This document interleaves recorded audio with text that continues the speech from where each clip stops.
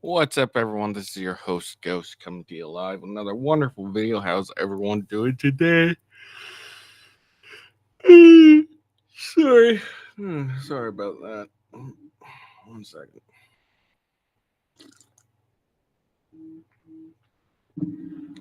There we go. All right. Sorry. Same issue as yesterday. Why I'm late. Just had some trouble getting everyone down and situated. God, I'm fucking tired.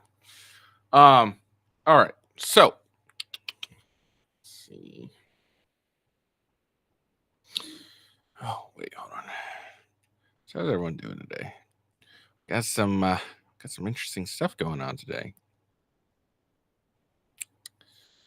World War III is really starting. So make sure you pack up on that TP. Israel sent a retaliatory strike on Iran yesterday.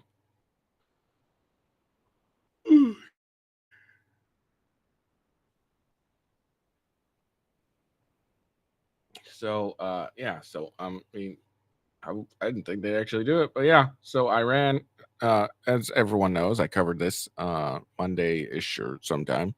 Iran sent a couple missiles towards Israel. Israel's Iron Dome defended it, used its Iron Dome to pretty much mitigate most of the damage. There was still a few that got through, but according to them, they were left relatively unscathed. So I mean, everything's good on that front. But yesterday, Israel sent a few strikes in Iran earlier on Friday. Yesterday. This is Friday. I'm assuming that means Friday their time, not our time. So we're gonna get into that and take a look. See, before that, we're gonna check out the Trump trial. I'm gonna look at an update. I guess I believe all the 12 jurors have been selected, and the alternates have been picked as well. So my prediction was off by a day.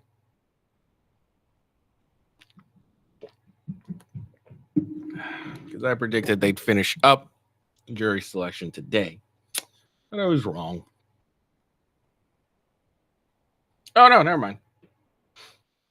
Never mind.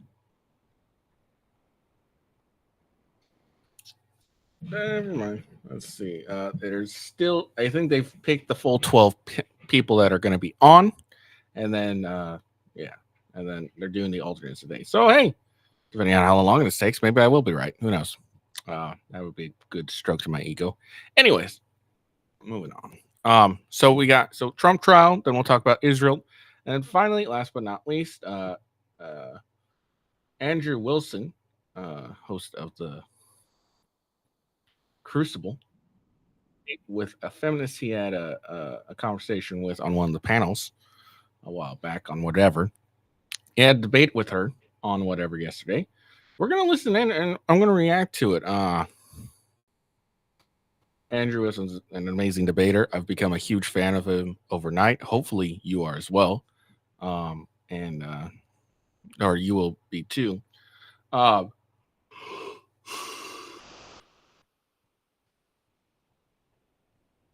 we're going to check out this debate. He did another one, which was just as, was far more frustrating to listen to because the woman was just annoying as hell, in my opinion. I don't think I'll react to that one today. Maybe I'll react to it Monday, maybe not. I don't know. I haven't decided. I'm going to react to this one. This is going to take up pretty much the entire rest of the show. We'll listen at 1.5 speed like I normally do because it's a 2.5 hour long debate. So, sorry.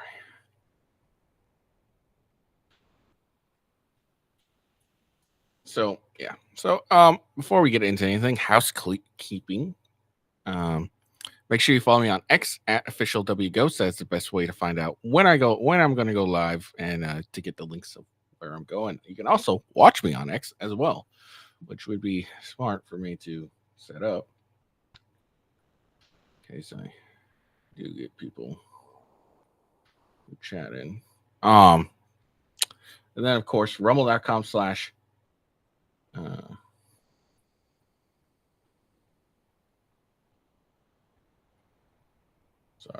seeing something interesting. Rumble.com/ with ghosts as the best way to find out.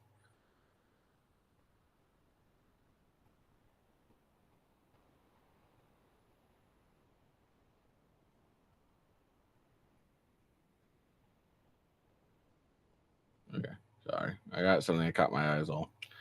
So rumble.com/ with ghost, that is the best way to find out, or sorry, that is where I will be no matter what. Unless something terrible happens, I will be on Rumble for forever. Find Rumble the best place to, I don't know, for anything. Sorry, I'm distracted because I'm pulling up the pop out chat just in case someone messages me on here. I don't want to accidentally ignore anyone, so that's why I'm somewhat distracted.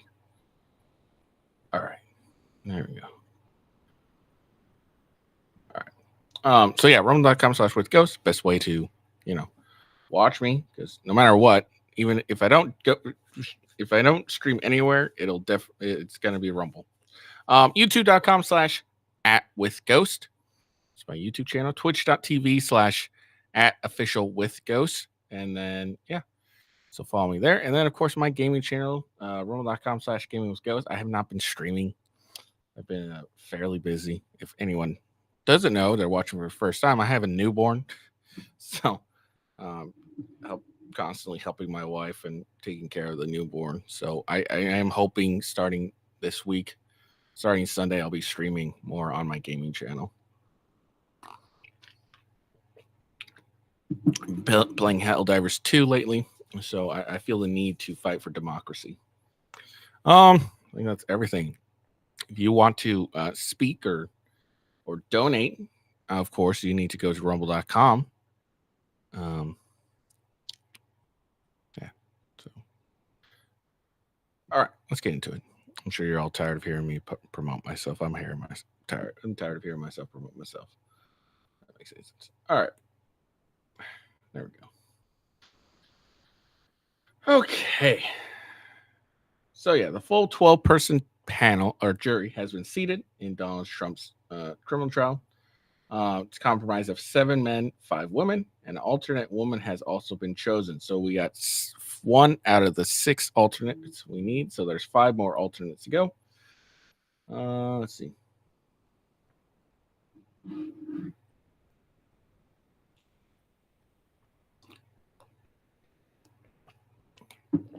So, let's see. Judge Merchant last week released a questionnaire that is being presented to potential jurors. It contains multiple questions that could signal political views to the lawyers on both sides. Panel 12 New Yorkers and 6 alternates need to be seated to decide whether to convict Donald Trump. 6 jurors are impaneled so far.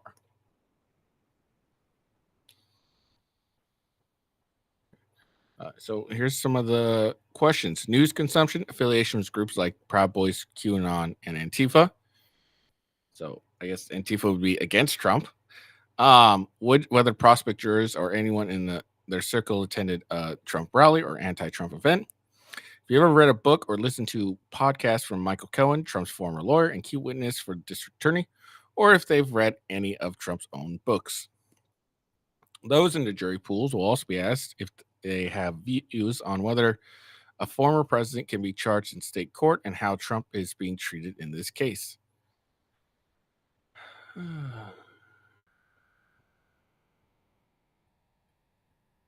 Questions are being used for the judge to strike jurors at the outset. If they don't believe they can render a verdict fairly, they are also being used by lawyers for both sides to strike jurors for any reason, a key part of the jury selection process.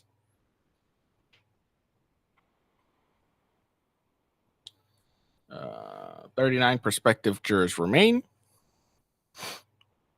So, yeah, this is probably going to take up the rest of the day. 9 more potential jurors excused for scheduling conflict. Prospective jurors are asked if they have scheduling conflict. 40 have been excused. Oh, yeah, 39 remain. Okay, so 48 have been excused.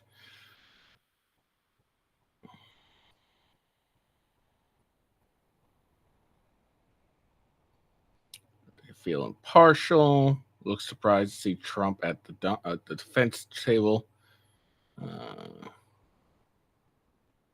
And introduce Trump as a defendant to a new batch of prospective jurors.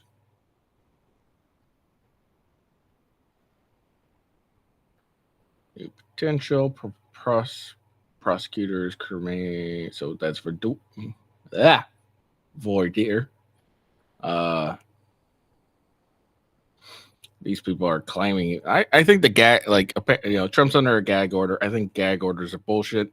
Let the guy say whatever he wants. If you don't like it, fucking tough. Deal with it. Unless he's violating the law that's already in place, go fuck yourself.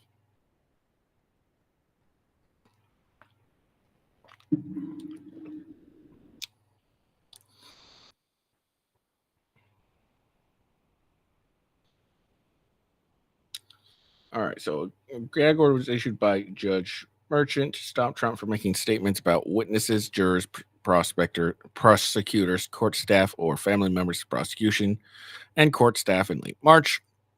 If Donald Trump had simply typed out what he typed out, but not put quotation marks around it and attributed it to Jesse Waiters, it would be a straight down the middle flagrant violation of the gag order. I don't think Donald Trump's going to be able to convince the judge that he can get around it simply by attributing it to someone else or taking something that someone else said and reposting it. Why not? Hongen added that the fundamental reason for the gag order was to protect members of the jury. Has Donald Trump talked about members of the jury, or has he talked about people that have been released because they're they can't be partial or anything? I have no idea. I don't have True Social. Prosecutors are now saying that Trump has violated gag order 7 times. According to when they say Trump violated gag order, one link to a New York Post article calling Michael Cohen a serial perjurer. So just reposting is violating the gag order? That seems kind of bullshit. In the case, an embarrassment for the New York legal system. Later that day, Trump posted the same link and the same text on his website. They say late night on 7:09 p.m. They say Trump posted another article showing Cohen and attacking his credibility. Finally, and this is the most disturbing post in light of what just happened this morning, Connery said that they are catching undercover liberal activists lying to judge in order to get on the Trump jury, quoting the commentator Jesse Waiters. Trump's attorney Emile Bove argues that there's a gray area with Cohen, who repeatedly talked about Trump in the public. He says Trump's response about Cohen have been political in nature.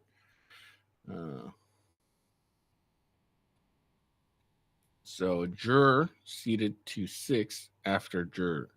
Oh, down to 6. So yeah, this was a juror who had part of her identity made public. So juror number 2 told Judge Merchant aspects of my identity had already been out there in the public yesterday alone. I had friends, colleagues, and family push things to me to my phone, questioning my identity as a juror. Jurors' concern reflect the historic nature of the case and the intense pressure in a polarized political climate.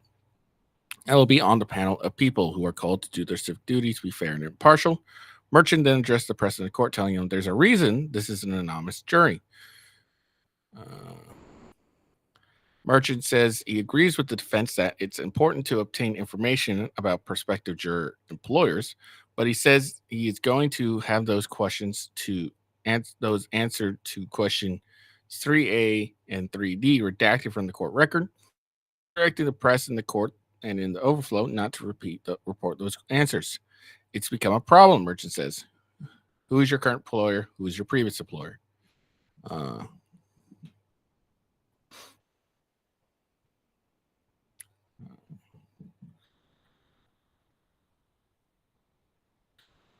Patrick Times, I 100% agree with you. It's definitely political. Of course, it's political. Let's see. All Trump's trials have been political. Trump's attorney suggested judge tell media to not publish where jurors work. Okay, so they push back about not naming, not description, juror excused. Let's see. All right, so that seems to be all the updates from yesterday. So again, back up here. It looks like they're doing alternates, and they're going to do a Saldova hearing. So just hearing about any bad acts, previous bad acts. So I guess I was right. It looks like my prediction is going to come true. We will be hearing from. We will be probably more than likely starting the trial Monday. So I think for the most part, I'll end up just strictly reading what's happening in the Trump trial. So I think for the most part, a lot of my coverage is going to be strictly on the Trump trial for the next couple weeks. So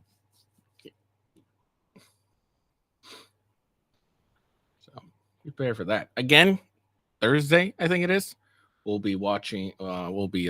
Friday. Next Friday, we'll be checking out the arguments for Trump's immunity. We'll go from there. All right. Sorry. We're looking at that intensely. Moving on. So make sure y'all have your toilet paper. Israel strikes site in Iran in retaliation for weekend assault. Iran attacked Israel over the weekend in retaliation for Israel's deadly strikes on Iran's consulate earlier this month. Israel carried out limited strikes in Iran early Friday in retaliation for Tehran firing a barrage of missiles and drones at Israel last Sunday. A well-placed military source has told Fox News that the strike was limited. Yeah, I don't think Iran's going to give a shit. Sources familiar said the U.S. was involved, and there were pre-notifications to the U.S. from Israelis.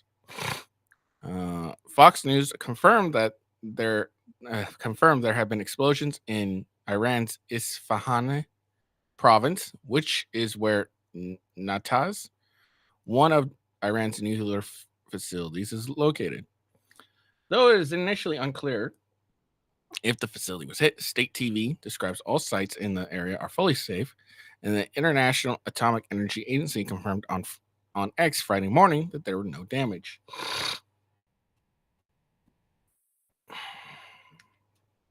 Details surrounding the intended strike, the target of the strike, if there was one, were not immediately available, but Fox News was able to confirm the target was not nuclear or civilian. It's probably some sort of military. As of early Friday morning, Pentagon officials have not confirmed the strike, and the White House and National Security Council have declined to comment on the unfolding situation. The semi-official Fars news agency reported on the sound of explosions over Isfahan near its international airport. It offers no explanation for the blast. However, Isfahan is home to a major airbase of the Iranian military, and as well as sites associated with its nuclear program. A senior Iranian official allegedly told Reuters that Iran has no plans to immediately respond to Israeli's strike, which was described differently on Iranian state media. The explosion heard in Isfahan were allegedly a result of the country's air defense system activating, not a missile attack, the officials told Reuters. Former Israeli Defense Force spokesperson Jonathan Korakis wrote on X, while Iran appears to downplay the strike, he thinks they've gotten the message. Okay. Iran temporarily grounded commercial flights into Tehran and across areas of its western and central regions in response to the attack. Restrictions has since been lifted on flights to and from Khomeini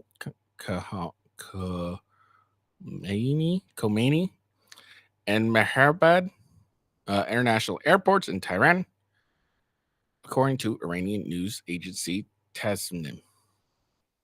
Dubai-based carriers Emirates and Flying Dubai began diverting from around Western Iran at 4:30 a.m. local time. In a statement to Fox News Digital, Fly Dubai said flight FZ 1929 from Dubai to Tehran on Friday morning returned to Dubai, became the Imam Khomeini International Airport was closed because the Khomeini International Airport was closed. Airlines also said all of its flights to Iran on Friday have been canceled. Sorry. Mm-hmm. The safety of our passengers and crew is our priority. We are monitoring the situation closely and will make changes to our flight path in consultation with the relevant authorities. A Fly Dubai spokesperson said, "We will share any further updates once more information becomes available." In response to Israeli reported strike on Iran, the U.S. Embassy in Jerusalem issued a security notice Friday morning out of an abundance of caution, restricting U.S. government employees and their family members from personal travel outside the Great Tel Aviv, Jerusalem, and Be'er Sheva areas until further notice. Iran attacked Israel over the weekend in retaliation for a deadly strike on Iran's consulate in Syria earlier this month. Okay. All right. So there we go. So are you shitting your pants? If you're shitting your pants, make sure you go get the toilet paper. Because we all know the best way to protect yourself is to get a shit ton of toilet paper. World War III is happening. We need the toilet paper. I know I'm dumb.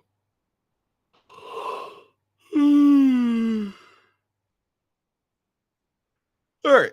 So this is I didn't really think they'd strike back. So this is interesting.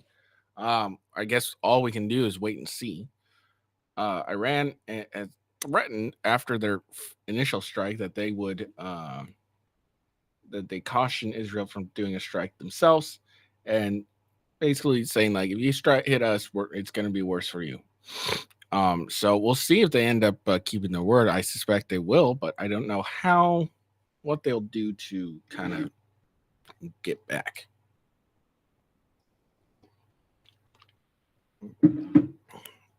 Maybe over the weekend we will see something going on. But so I guess if you're in Israel, get the fuck out of there right now because shit's about to go down. It might be intelligent to get the fuck out while you still can. I don't know. It's interesting. It looks like war is escalating in the Middle East. We'll see how all this ends up happening. I just hope the U.S. stays out of it as much as possible. I don't even want us giving aid to Israel. Definitely not going to war for them. So we'll see. We'll see what happens.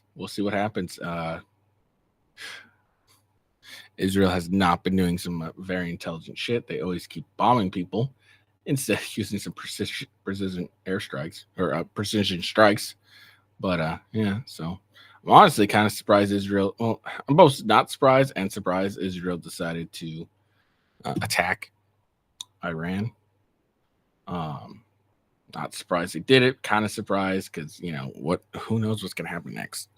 I would think if they were going to strike back at Iran, they'd do it without having their fingerprints on it.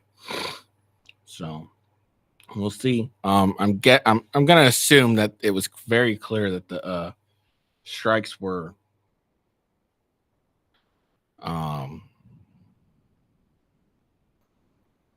sorry, hold on, brain fart.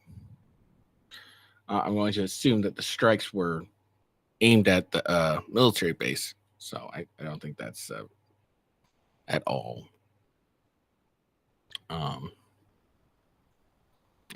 Honestly, I'd be surprised if it wasn't the military base they were targeting. So it was clearly the military base. So we'll stay up to date on this story and we'll keep an eye out. I don't know what's going to happen. These are two nuclear powers for the most part. Iran says it doesn't have any nuclear weapons, but I bet they do. And if we're very unfortunate, we might find that out as fact later on. So make sure you stock up on necessary supplies just to be on the safe side. And like I said, if you're in Israel or in Iran, get the fuck out because shit's about to go down. Get the fuck out.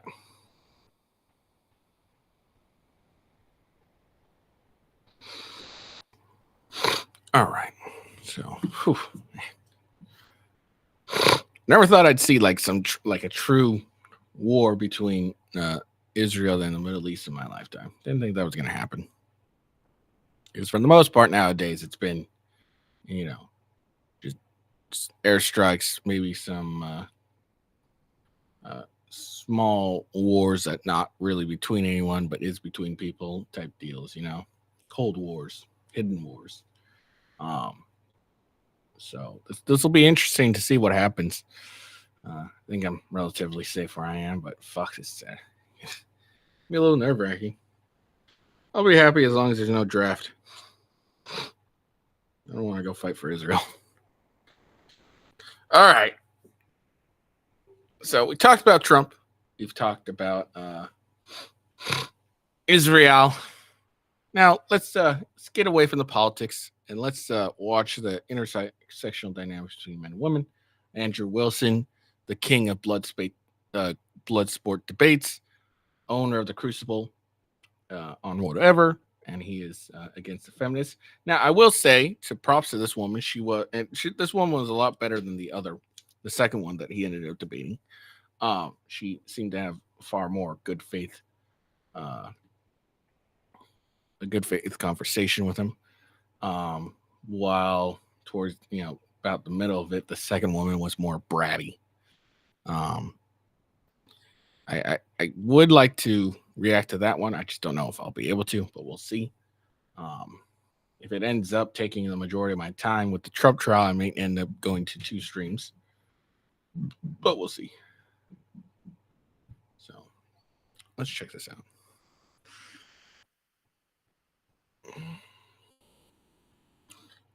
But yeah, she was, this was a relatively good conversation between the two of them. I don't think Andrew ever, changed his mind or anything. I think he did end up making her think a lot more than she thought of on her strong positions. She did have some ridiculous positions, especially when it came to abortion. So we'll listen to that. I will give my comments here and there. And yeah, so I hope you enjoy it. And make sure you check out the Crucible. That I've linked the channel below. I've linked this video particular below. If you're interested in whatever, I've linked their channel as well. Personally, I think FNF is superior than whatever. That's just my personal opinion. I respect Brian, what he does, because he's done pretty well. He's getting he's got 4.36 million subscribers, so can't hate there. But I think FNF is superior. And if that precludes me from ever showing up and being invited onto whatever, if I ever become famous, that's the price. But I'm going to be honest in what I think. I honestly, in my opinion, Brian, whatever could be good, but it needs to work on 2 things. And again, Brian probably doesn't give 2 shits about my opinion. He probably says, "Fuck this guy. He's a loser, anyways," and he's right in a sense. But honestly, if Brian fixed these 2 particular areas, it'd probably be a decent show. The first is the biggest one. It's his talk to text donations. They're it's you'll probably hear it throughout this podcast, but they go, it always ends up there that people are in the middle of the conversation, Andrew's in the middle of his point, and I think Andrew's even expressed his opinion, his view that it's really frustrating. But but it always happens. Someone's in the middle. Good point. They're really going deep into the point, and then the stupid talk to text comes and not only derails but ends up taking away from the point, and it's dumb. So now it's part of his show, so I doubt he'll ever fix that. But that's one of the big ones. And then number 2 is Brian himself. He doesn't have a really big of a backbone, it appears. He tries to like cover it by saying like, "Oh, I just feel like I just want to farm the clicks and the views and everything, and let me milk as much content from them as possible, and then I'll kick them out later." But there are points where like they come and they're like, "Oh, I'm gonna leave," and like just let him leave. But he always tries and kind of begs them to come back on, and it's really annoying and dumb. And these broads want to leave, say, "All right, fuck off, go leave. I'm taking your link out of the description." So, but he always tries to beg him to come back on, and then they just end up being in a foul move and ruining the quality of the show. So Brian needs a little bit of a spine. He also lets these chicks disrespect him. He's like, "Can we move?" Like this last show he did with Andrew, he kind of ended up getting a little bit of a backbone, but not really. He lets the disrespect go on too long and too far. He doesn't check these women. I don't mean like he needs to like beat the shit out of him. He just needs like, "Hey, look, this is my show. I'll run it how I want. If I want to conversate with one particular person for a set amount of time, deal with it." Like, and I think if he did those two things, like, either increase the talk to text amount. So like instead of like $100 to do it, you get like, you need to do 500 or some shit like that. Or even like 250 or I don't know, 300 or whatever. Yeah, 300 maybe. Then I think it would help and not derail the conversation so much. And then if you just grow a goddamn spine and not let these chicks, these chicks always pretty much walk over him. I think if he did those few things, it probably would improve the quality of whatever. I still think Fresh and Fit would be superior, but I would have to admit that if those two things ended up changing, whatever would be a very far superior than it is now. So that's just my opinion. Brian probably, would just take and wipe his ass with it. He doesn't care, and he shouldn't care. Just my opinion. The dude's running a very successful show. So what do I know? He's not watching this, but if he did, he'd probably just wipe his ass for it and be like, fuck you, dude. I don't care what you say. I'm like, hey, props to you. But if you want to watch the whatever podcast, just check out the links below. I've linked their channel. I've linked this particular episode. I am watching on whatever episode.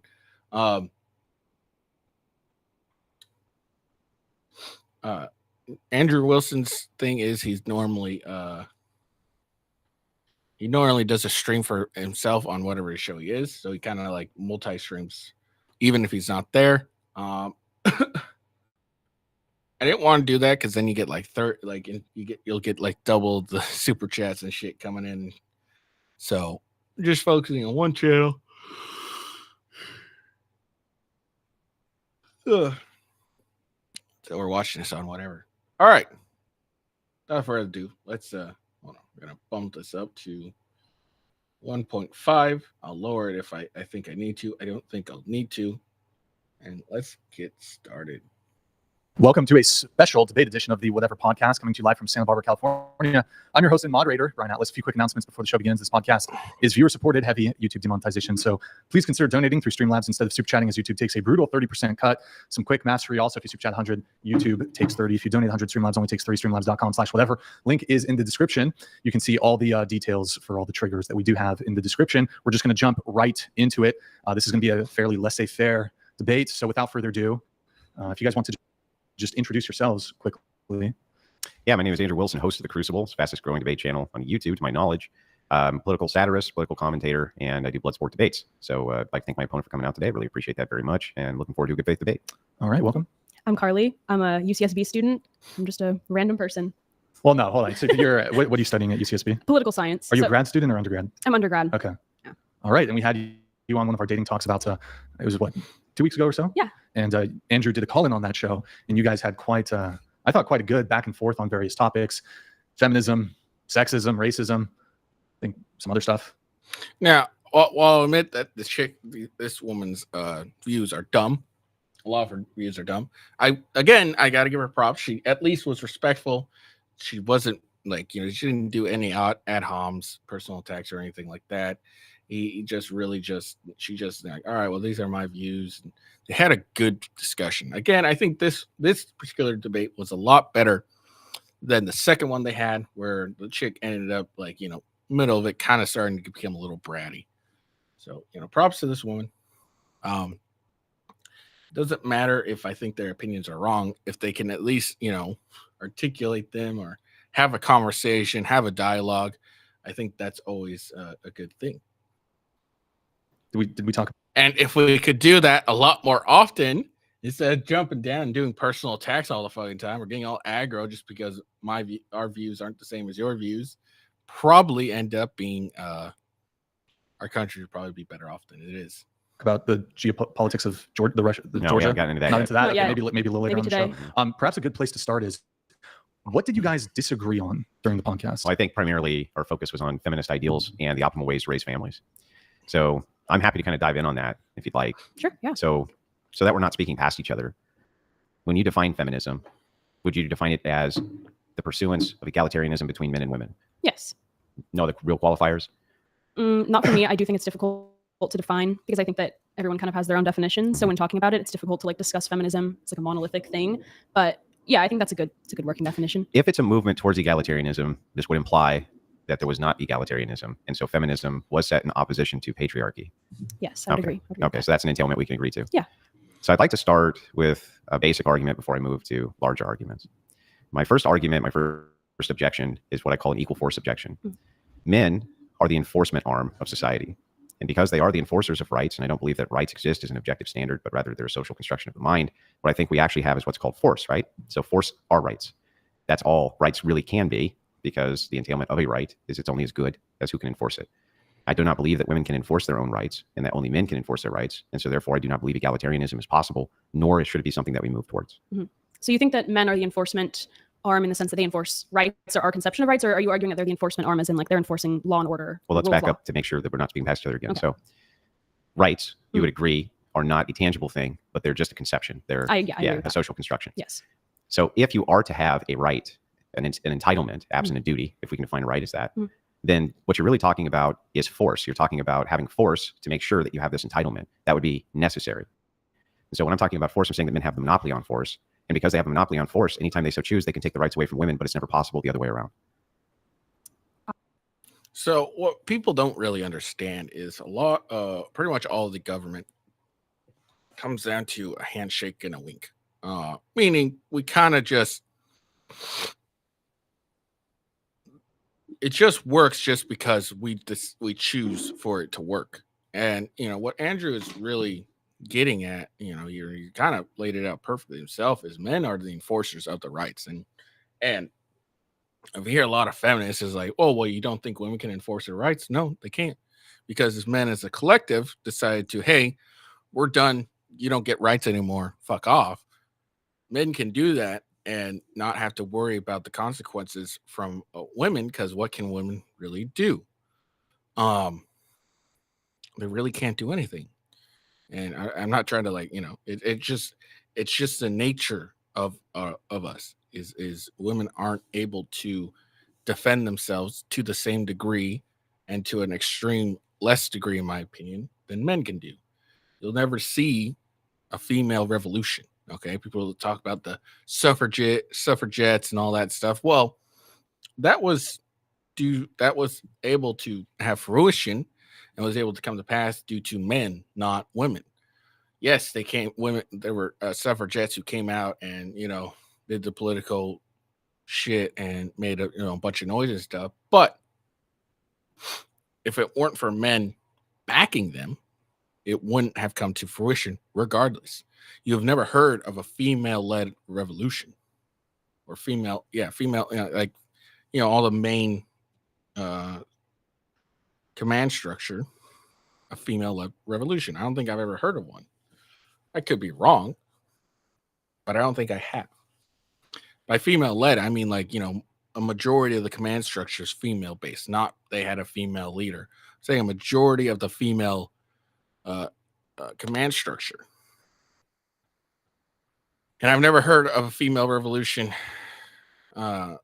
period, because by revolution, I, of course, mean taking up taking up arms and overthrowing a government by violent means. Never heard of that. It's always men.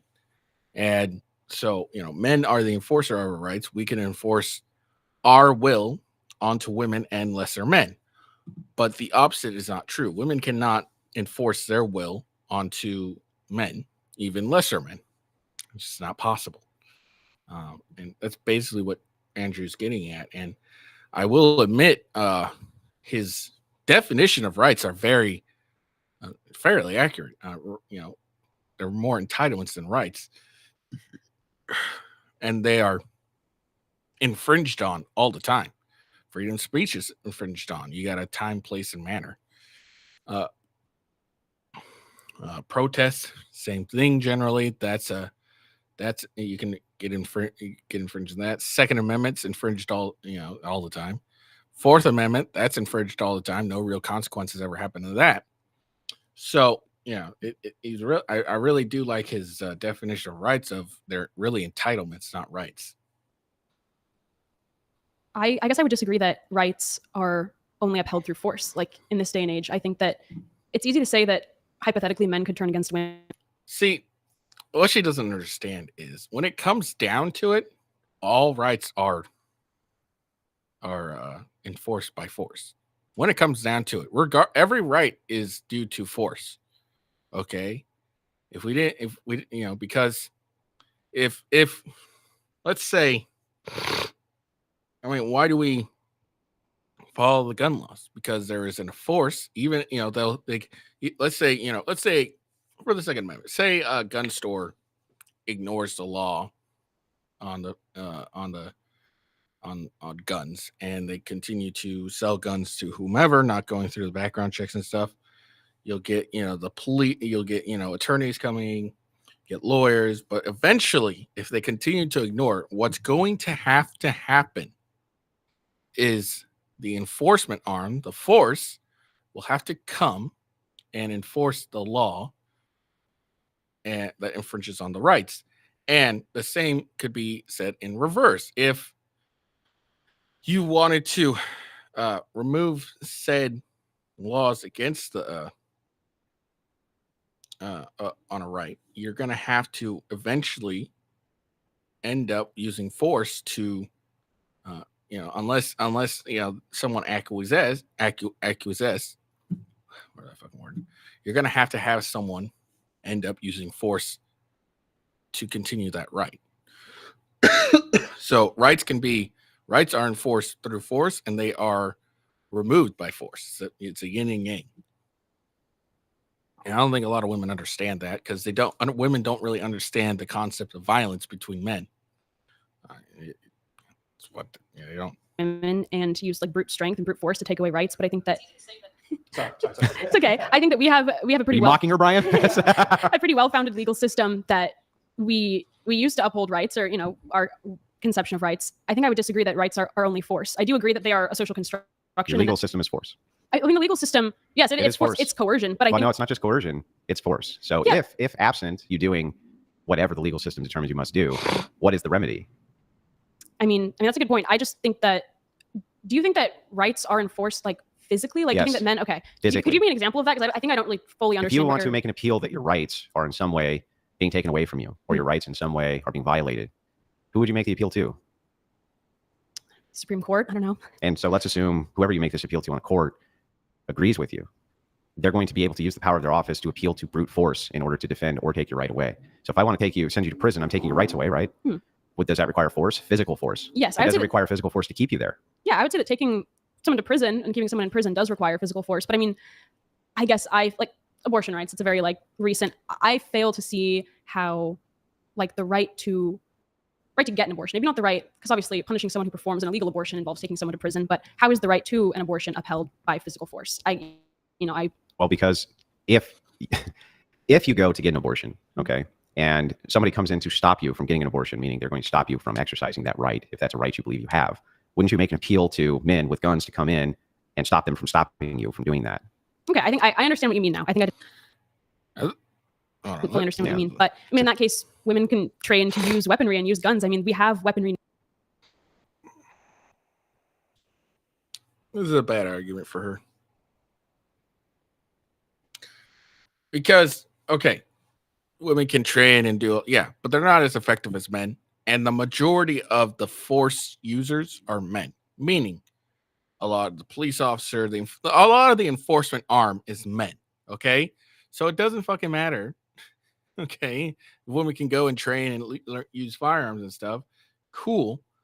But, you know, there's a lot of different aspects to that. But a lot of the enforcement arm is men. It's a primary men job.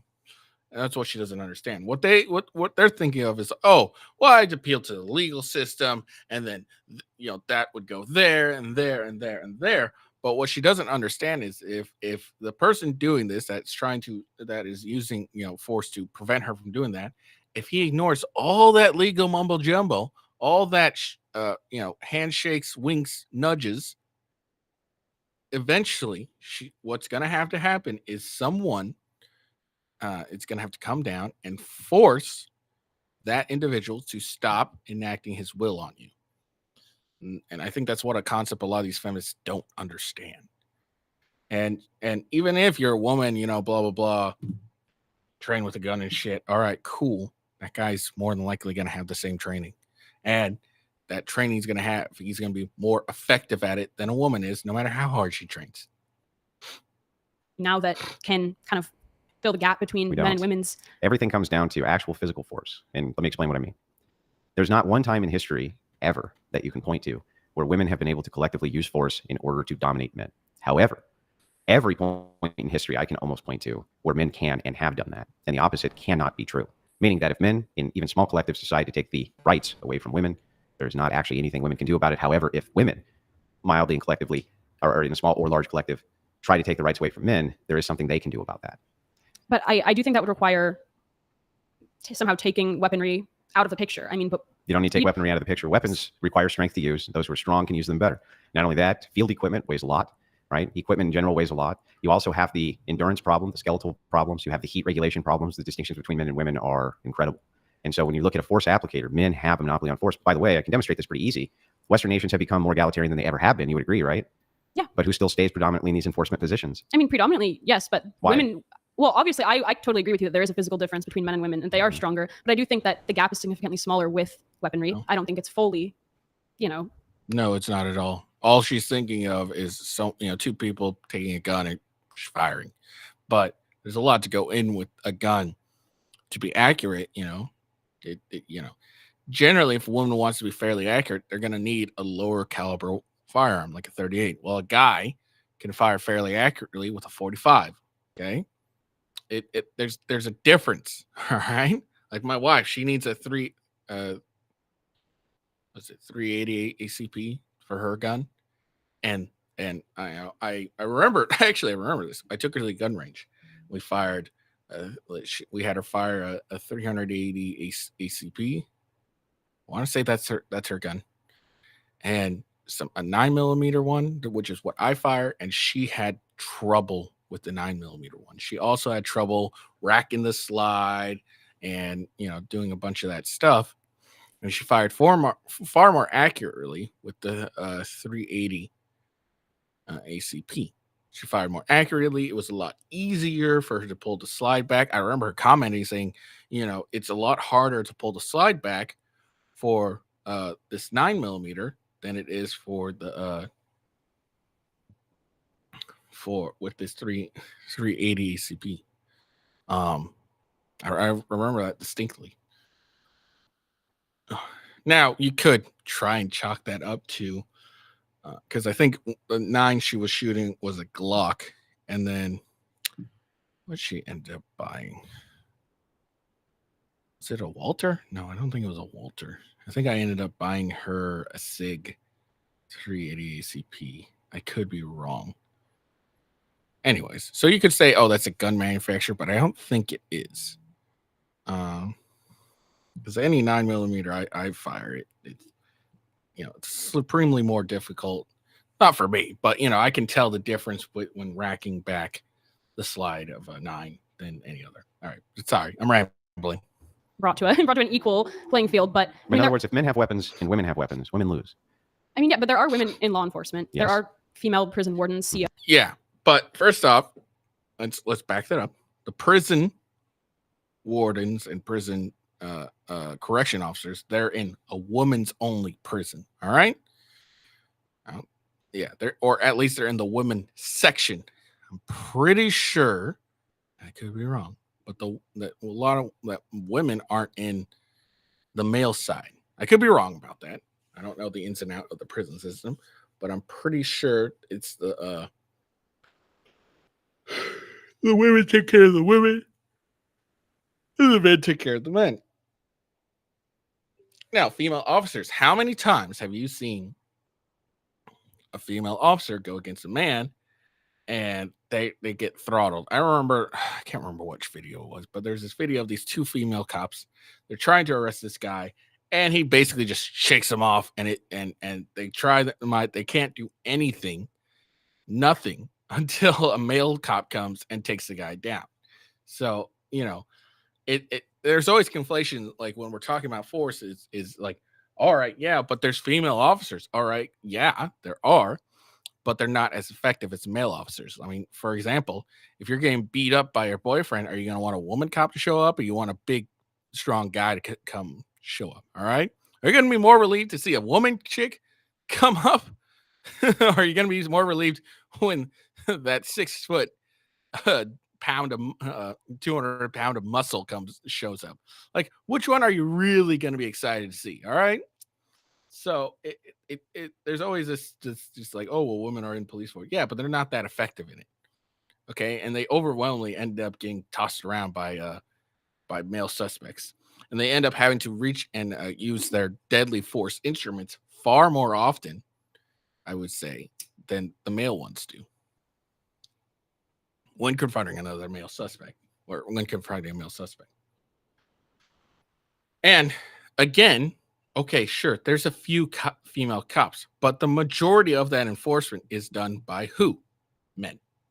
That's why there's there's law enforcement job offers that are female only recruitments. That's why. Things like that. So and and while there are some exceptional women, I agree, who can be inside of positions like this, there are some exceptional women. Maybe one day we'll have that first female Navy SEAL. Maybe it'll happen. Okay, it hasn't happened yet, but one day there will be an exceptional Navy SEAL, badass G.I. Jane type chick who can wear the skin tight leather with the hand grenades and do the ninja kicks. But those are going to be exceptional cases. I agree that they are exceptional cases, but you're saying, so men are the default enforcement arm of rights, of legal rights, but there are women in those positions. So I fail to see. What she fails to understand is while there are women in those job fields, there are far more men. So the men can just overpower the women and remove them from those job fields fairly easily. Okay. But the same cannot be said against women. And I don't think Andrew made this point. But I would say that's a good point. It's like, yes, there are female officers and whatnot, but there are far fewer than men. And there's nothing preventing the men except their own benevolence to keep the women in the jobs and not just sweep them away. And men can take them away from them collectively whenever they so choose. And they have no recourse, but men always do, which is force. Collectively, sure. But I mean, there are still exceptions to that. So there are women in those positions. And by and large, men are stronger than women, but there are weak men and there are strong women. And I feel that, I mean, the exceptions to those cases do present a problem. But even weaker men, even much weaker men are still. No, those exceptions are not going to be a hindrance on the majority. Those exceptions are a minority, and they're such a small minority that there's such a small minority that there's different standards for men for men and women in police and military. So the physical requirements are lower. So it's so like the few exceptions of women that reach male standards are so few that they haven't changed those standards, and it's still men and women, like different standards. Usually stronger than even average women. Remember, the exception doesn't take away from the rule; it proves the rule. Because if there was no exception, or if there was no rule, there'd be no exception. And an exception means that this deviates from the norm, which is the rule. And this is the problem with equalization. For instance, if you were to have a prison, okay, or let's try this a different way. Let's say that you were a general in the armed forces, and you had a special forces unit which was compiled of 100% women and one that was compiled of 100% men.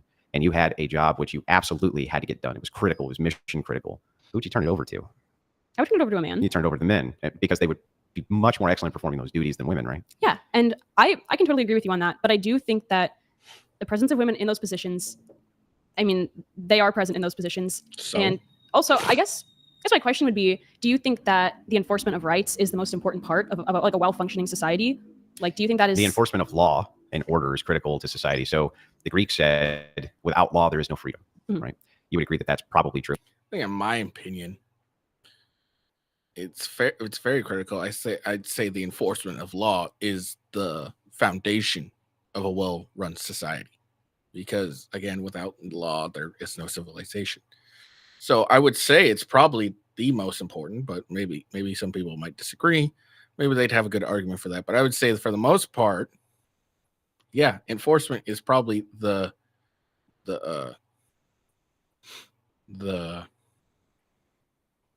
foundation of everything. And if the foundation is weak, everything falls. True. I don't see how you could really descend into anarchy and have actual freedom. It would just end up in like a slave oppressive, this type of thing. Yeah. So yeah, I do think that law and the enforcement of law and rights and the enforcement of rights or duties and the enforcement of duties are critical to a society. So while I don't believe in the construction of rights because they don't really exist absent force, I do understand that having some kind of core belief towards something can be useful in keeping a cohesive society together. But I don't believe that women are capable of doing that. And so because they're not equal, they cannot be equal because of this. I don't understand why they should have equal rights to vote, why they should have equal rights to men if they are not in the position where they can actually enforce their own rights and only men can. I guess I fail to see how women cannot physically enforce their own rights leads to because women should not have equal rights, or an egalitarian society is not possible because, I mean, even the way you said it, law and order is only one critical aspect of a well-functioning society. So if that's only one critical aspect, then how can you say, well, this one aspect and the fact that men are going to dominate this one aspect, they're not going to be the sole, that women will exist, but men will dominate this one aspect. How can you say that? Because they're always going to be making the appeal to men for those rights, and there's no way around it. And so men can collectively take the rights away from women, period. They just can. There's nothing that women can do about this. So egalitarianism in and of itself would just be an illusion. It would literally be a lie. You would be walking around saying that you're equal with men. You have equality with them, but at the same time necessarily having to appeal to them for that equality, which it makes it contradictory, right? How do you appeal to the thing for equality while at the same time saying that you're equal? So you think that the fact that women have to appeal to men for their equality means that there shouldn't be an attempt at like an egalitarian society? Well, what is the attempt? It would be an illusion, right? Men can just collectively take it away, but women cannot do that to the opposition. Only men can. So men can take away men's rights, and men can take away women's rights, and men can give men rights, and men can give women rights, but women can't give men rights nor take men's rights away. I mean, if I just think it's easier to say that our system of rights, I mean, I know that I agree with you that our rights are sort of a construct, but we do have in practice legal rights. I find it hard to just say that, like, well, that's all an illusion because we're living it every day. I mean, we have legal rights. No, it is an illusion. Our entire government, is run on handshakes, winks, and nudges.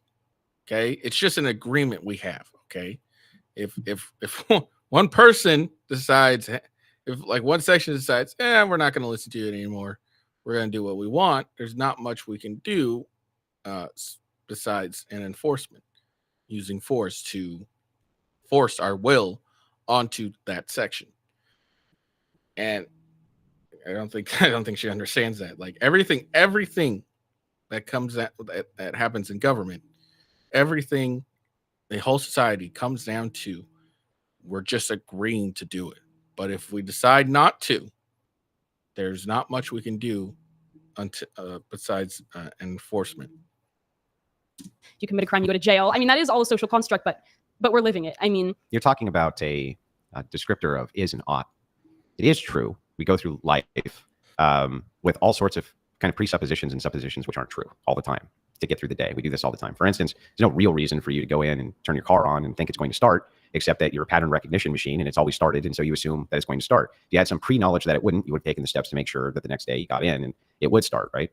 Everything that you do in your life as you're going through it is built on all sorts of unfounded suppositions that probably aren't true at all, but we still act as though they are in order to have a society. But eventually what ends up happening is we do have to face down actual facts and actual reality. And in actual reality, if you end up with too much internal conflict based around this egalitarian system, what's actually going to prevent men from just taking away women's rights altogether? There doesn't seem like there's anything that would stop that from happening. I mean, that would require like widespread, like mass violence by men against women. Why would it require any violence? I mean, okay, because if you're saying it wouldn't require violence, then you're giving some kind of like, you're admitting that this system of legality that we have has some kind of like. No, I'm just saying that if it is true that men can, by use of force, and I think most women know this, could do this. Why, if they decided to, do you think that women would, what do you think they could do about it? Take to the street with their little signs and say, please don't? But I don't, to me, that sounds like you're saying it would be an act of violence. How are men going to take away women's rights without violence? If men collectively tomorrow say women have no more rights, what are the options left to women? I mean, legal, political exercises. Mm-hmm. Again, appealing to men. Because let's say you do your legal and political stuff, but all the men there, again, he said the collective, all the men decide no. So all the men in those various positions, because they're in the, generally in the leadership areas and stuff, they would just be like, cool, no. And what would women have? Okay. They would just, all the women in the, in the legal and whatever processes, if they went no, because again, it's the collective, not just a minority. What do women have to do? What can they do? And in that case, you say men are stronger. They could exercise violence against women to take their rights away. They may not need to exercise any violence. All they may need to do is just say, you no longer have the rights, and women really just can't do anything about it. They could maybe collectivize with signs, but what happens if they're just ignored or laughed at or scoffed or mocked, and they can't really take violence to men? So in political action, right, there is always what is called a violent alternative, and men can always appeal to that alternative. It's a terrible thing. I'm not advocating for that. I'm giving a descriptor for what is true.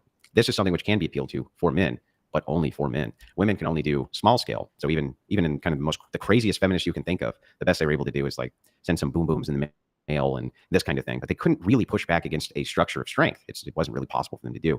You see the voting gap as it begins to widen, as men become more right wing and women more left wing. What happens eventually if what is considered the patriarchy has been pushed against just decides one day, no more rights for women? I think in that case there would be political opposition, and I think there would be white. There would be women. She keeps missing this point. There would be women that would be opposed, yes, that are politics, but the majority of men in the politics are the majority of politics are men. Okay, so they would too be able to overrule whatever the woman says and says no. Widespread collective political opposition from women. And if you say that's futile because men can just... Where's the widespread political opposition in the Middle East where they have no rights?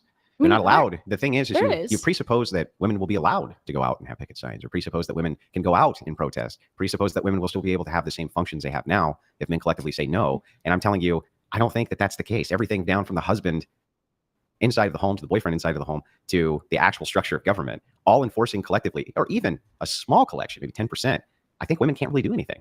I mean, I would agree they can't do anything physically, but that would require men to collectively decide to use violence against women. And I don't. No, it wouldn't. She doesn't understand that. They would just ignore you.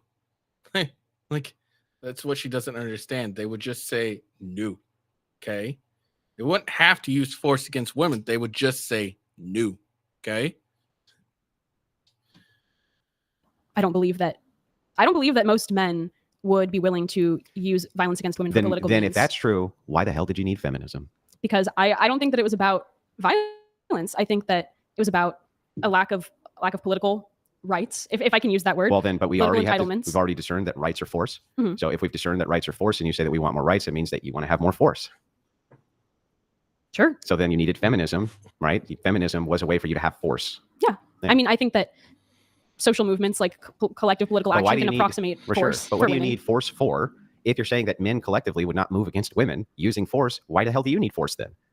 I think that they would collectively move against women using force. I'm saying Well, like then you just contradicted well, yourself. I'm talking more in a political force sense. I don't think that men What in is general political force? I think the use of like rights, things like that, like restricting rights, restricting mobility, disenfranchisement, That's things all like force. that. It's all backed up with force, but I don't think it always necessarily Oh, no, translates to a one-to-one. It is force, because absent force, law has no bite. So if somebody says it is the law that you not do X, but there's no enforcement if you break the law, is that a law? I mean, is enforcement always violence? Like, is Enforcement always must be backed with physical violence for a law or for any type of right, period. maybe backed with the threat of, but do you think that all enforcement Well, takes place solely through the threat of physical violence? Or do you Yes. think there are social Yes. Okay. Because if I can just, because the only reason I don't speed is not because I might get a fine. It's because eventually it's going to end up like if I keep speeding, ignore, eventually, force is going to have to happen. And force always ends with a bullet. Okay. That's what's going to happen. Because if I keep speeding, what's going to happen? Eventually, they're going to send me to jail. Okay. No matter how many times I fucking, or they're going to remove my license, my privilege of driving, which would require force. And if I keep ignoring that, they're going to force me to go to jail. Okay. Again, this is the problem when they don't understand violence between men. Okay. They don't understand it because they don't experience it really. They don't understand true violence. But yeah, every law we have ends in a gun. It ends with a bullet. Okay. Because if you ignore it, force is going to have to happen. Okay. Doesn't matter how big, how small the law is. It all ends at the end at the end of a bullet. Right? Every law. No, mechanisms? all of it. It has to be backed with the physical prowess of enforcement. Otherwise, why couldn't it just be ignored? I mean, I think that there are things beyond the threat of physical violence that can. I agree with you that the threat of physical violence is what backs the majority of our laws. No, not the majority. All laws. Can you name a single law that does not end with force? But do you not think there's also I'm willing to bet she can. a social aspect of like appropriateness and like wanting to be perceived in a certain way, wanting to keep with You're norms, asking customs? about social norms. Yeah. Sure, but if there's a violation to a social norm, absent a law, that's one of the problems we have in society now, right? Which is there's no law which prevents you from moving outside of a social norm. Mm-hmm. So if that is the case, then nothing's preventing you. So let's say, for instance, there's no law which says that it's illegal to go out and dig up a dead body and do a dirty deed to it. Okay. Mm-hmm. You agree that there will be people who do. Yes. Yes. Okay. But wouldn't it be better for us to have a law and force saying if you do this, there's going to be severe punishments for you? Yeah. Yeah. So the social norm itself is not the enforcement. It's always the force. Okay. Yeah, I can agree with that. I guess I still am stuck on how that means that we can't have an egalitarian society. Okay. I guess I should ask. You would have the illusion of egalitarianism, but you never actually have egalitarianism. That will always be a product of the mind and never a product of objective reality. Okay. So is your view of feminism that it is pointless because there Yes. can never be egalitarianism? Well, so you just earlier, Mhm. and no offense, I'm just going to point this out so that you Okay. know, you spoke out of two sides of your mouth. You said, I don't believe that men would collectively come together to use some kind of force against women. But when I asked, why would you need feminism? Then you said, well, because we need to have some kind of force to protect ourselves from the patriarchy. Well, both of these things cannot be true at the same time. This is where we come to what we call Schrodinger's feminist, which is I'm a strong, empowered woman, but also a victim at the same exact time. And it can't really be both. It has to be one or it has to be the other. So if you're a strong, empowered woman, and what it is that you want is some type of equal force to push back against the patriarchy, I think we've just discovered that that's not even a possibility. So what's really going on is you want some sort of political power, right? But you can't enforce the political power. Well, that is, and when I say that equal force to push back against the patriarchy, I mean political power because I don't think that men will collectively decide to use violence against women. So they do it all over the world all the time. Well, yes, on an individual level. I don't think collectively. On a collective level. Okay, so what do you think the solution to that should be for women? Well, I think the first solution is you should understand that what you're doing is you're fighting the patriarchy by at the same time appealing to it. So if you and I can agree that force itself is political power, and that force itself is always going to be monopolized by men, then you've described a patriarchal system. If that is the case, and you say you want more political power, then you are actually appealing to a patriarchal system to give it to you, because they're going to be the enforcers, right? I can agree with that. I don't think it's good. I don't enjoy So why that not just situation. have patriarchy? If that's the case, that you're appealing to it anyway in order to enforce your rights inside of it.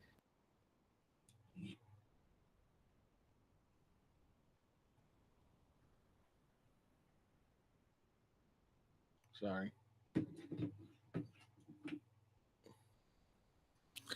Hold on. Sorry. Was messing with some stuff back here.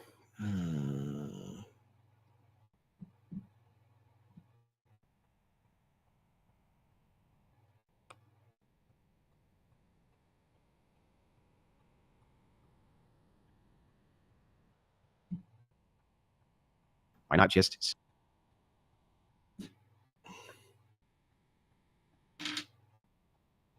submit to patriarchy? Because I mean, me personally, I would rather not. I would not like to see the outcomes from a system that works like that. I wouldn't like to see women, I guess, in general, relegated to the domestic sphere. I wouldn't like to see the levels of, When you say domestic sphere, what do you mean? the home, like child rearing. Me personally, I have no problem with that. That's what I see in my future, because what could be more important than that? For me, No, for nothing. women. I mean, for women, I think that should be up to the individual woman. Yeah, because- I understand that you think. Well, go ahead. I didn't mean to cut you off. That's okay. I think that the key here is not to say that is bad, but I do think that sort of socially enforcing that is the only opportunity for women is bad, because not every woman will be fulfilled by that and will be happy in that position. What job do you think is more important in society than being a mother? I would agree that being a mother is the most important Then job. how are you relegating women to the home? If the most important societal job we can give them is motherhood, how is it a demotion? How is it even a gilded cage is a cage. Like if a woman doesn't want to do that, well, but that's there's relegation. never been women are not forced to stay at No, home and give birth. they're They've not always forced, been but able to work. They've always been able to work. There's They've definitely social pressure, and they're good. We need social pressure. Hey, Sean, thank you for the gifted 20 memberships. Appreciate it. Go ahead, continue. Yeah, I would disagree that we need social pressure to keep. I mean, I'm sure you'll reference the decline in birth rate and Mhm. decline in the birth rate. I don't really know, but I think that it's a biological impulse to have kids. I don't think people are going to stop having kids. But they're stopping having kids. Maybe at a like- slower rate. No, at a huge rate. Like South Korea, you know what the birth rate is there? And I've heard in South Korea, it's below. it's a movement, It's an below intentional- single replacement. yeah, and I've heard So- that's an intentional movement on the part of women. Which I mean, that could be an example of women But exerting wait, force, I thought we didn't need pressure pressure to make people have kids. because people are going to continue to reproduce. You just said no Well- matter what, and then you point to a political movement where they stop. Okay, no, I'll give you that, I guess. But in that case, women are successfully exerting some kind of political pressure. But what political force happens against if men? men in South Korea say no? I mean, that would involve that would involve rape. I mean, Why would it involve rape? how else could you force a woman to? Well, they could do be it through incentivization. They could just say things like, you can't work, so you have to get married if you want to survive in this world. They could do things like that, where it would be coercion, but would not be that. We can't say that word, by the way, but sorry. SA would not be SA. So what I'm saying is that there's all sort of incentives which can be put down. So you appeal to a woman's biology and the fact that she wants to have children, but you also dismiss indoctrination. And there's a huge indoctrination program that tells women to have a nest egg before they get married. And so their early years, in their 20s, they're not having kids. They wait until they're in their 30s. The average marriage age now is 31, I believe, in the United States. It's over 30. That's not really very good for child rearing. Wouldn't you agree? No, I don't. Why is that not good? Because your most fertile years are behind you. But if we're still having children at replacement rates, We're not. We're but way do under you think that's replacement because rates. women are waiting later to have children? Yeah, well, it's because of materialism. So the reason that this occurs is, I'll explain it to you so that you know. If you can have the procreative function, right, and all the fun that comes with it without the side effect of children, a lot of people opt to do that because of hedonism and because of materialism. Society's devolving into nihilism because there's no greater pursuit for people to have. Religiosity is bashed at every corner. God is considered to be something which is an outlandish fairy tale, and there's no higher authority for people. So materialist nihilism is what society's being reduced to. So people are looking at a sense of self more than they're looking at an extension of family. I guess I'm curious about a couple of things. Where is the proof that this is happening and that there is this big information campaign to keep women from having children in their 20s? And also, where is it coming from? Well, and why? all the original feminists who are on the suffragette side, if you go back and you read their writings, you can find them in a great book called Cult Feminism. They express over and over again that the nuclear family is the most dangerous part of women's liberation because it breeds a patriarchal system. And so that is what they were pushing against, was a nuclear family. They did not like that at all. So that's proof one.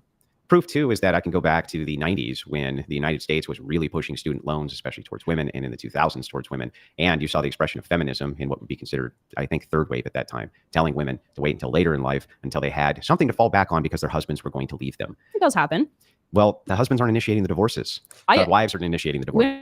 Women do absolutely initiate divorce, but do you think that there's no fault in those instances? Do you think men were completely innocent? Well, it's good that you bring up no fault. I'm talking about no fault divorce. Right, because no, of course, there's going to be times where men are at fault for the relationship dissolving. But when we look, I mean, we can look at these on a case-by-case basis, and we do. So we have all sorts of attorneys and judges and, polling groups who talk to these various divorced couples who they track and who they get remarried to. And the number one reason that they're getting married or divorced is irreconcilable differences. And oftentimes there's no abuse, there's no drug use, there's no abandonment, there's no nothing. She just doesn't like him anymore and decides to move on to somebody else. So when we look at the data, that's what we're seeing. What we're not seeing is that men are out, rampantly cheating or beating up their wives or doing any of this. And the reason it's so terrible that they initiate divorce for self is because most of the time they have children in these relationships, and it does huge damage to the kids. And so this is what I mean by selfish materialism. I mean, I guess I still fail to see like the proof that there is an orchestrated campaign of nihilism and because I mean, like there's been the word nihilism wasn't invented in the last 10 years. Like I guess I'm curious why you think this is like a brand new thing. Well, so it's a fruition of, it is true old philosophy, but it is a fruition of it now. You do see a rejection of God all over the United States and a push from the secularists to remove God from any sort of public sphere. You would have to agree that that's true. They want every symbol out of court. They want God off the dollar bill. They want God out of schools. Any place that there is any reference to God there is a secular push. I'm probably not the person to ask. I really haven't seen this happening, but You haven't seen that happening? I have not seen this happening. I think you haven't seen the endless demands to tear down the 10 Commandments from various courthouses. That's one thing that I really do think is that I think a lot of this stuff is happening more on the internet than it's happening in real life. This is happening in real life. I think that these culture war debates are really happening more in people's heads than they are. I want to give a shout out to Mr. Sandman 75. Thanks for the follow. In real life, because I mean, they put a statue of Baphomet up in San Francisco, a satanic state. That was not on the internet. That was in real life. They put a Baphomet statue up, and all over the United States, Satanists will do this as a mockery to Christianity, and endlessly secularists demand that the 10 Commandments be taken down in courtrooms, that religious symbolism be rejected all over the United States. This is not an internet phenomenon.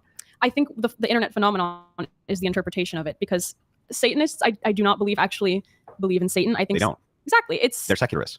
Yeah. That makes my point, though. But if you guys don't mind, I will bring it back to the topic at hand. Oh, yeah. Sorry. So, yeah, it's fine. It's fine. Why don't we do this? So how do you guys what's your definition of feminism?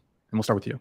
Well, I think we agreed on the definition that feminism is to promote the equality of men and women. And that the entailment of that is a destruction of patriarchal systems. Sure. Yeah. And you do consider yourself a feminist, correct? I do. Okay. And you mentioned the patriarchy. One of the tenets, at least my understanding of feminism, is the patriarchy theory. There's a patriarchy. Do you agree with that there is a patriarchy? Yeah, she agrees. Yes. Yeah. And so can you give us a definition of what the patriarchy is? In my understanding, and then Andrew, you provide one too. I think that the patriarchy colloquially describes like a male-dominated culture, male-dominated systems. I think like technically it's just like patrilineal descent. Yeah. The father. Yeah. But I think that, I would say male-dominated culture, male-dominated systems. I think it's just kind of used to describe the ways that men have been empowered. Describing over ordered women. systems where men are in charge. Yeah. Do you agree with that, Andrew? Sure. And under the patriarchy, I mean, do you view that women are oppressed? I think absolutely globally. I don't know how much I feel that applies in the United States today, but globally, absolutely. And Andrew, do you think that women are oppressed in the Well, it United depends on States? what we would consider oppression to be. Right. Well, let's start there. How do you define oppression? I would say probably the unjust wielding of power by one group over another to prevent them from acting in their free will. I'm sorry I have to do this, but I do have to get a little bit into your presupposition there. What is justice? I mean, that's a philosophical debate. Well, but you're appealing to it. Yeah, I would say that justice is at its very core definition, probably just closer to the definition of equality, like equal treatment. So anything which is unequal is oppression. Depends on what you mean by unequal, I guess. Like if two people you believe that egalitarianism perform unequally on a test, no, I don't think that would be oppression.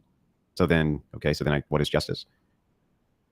Honestly, I don't think I have a good definition for justice in the I'm curious what your definition of justice is. Well, for me, I would make an appeal to Christian ethics in order to make a determination of what is or is not just.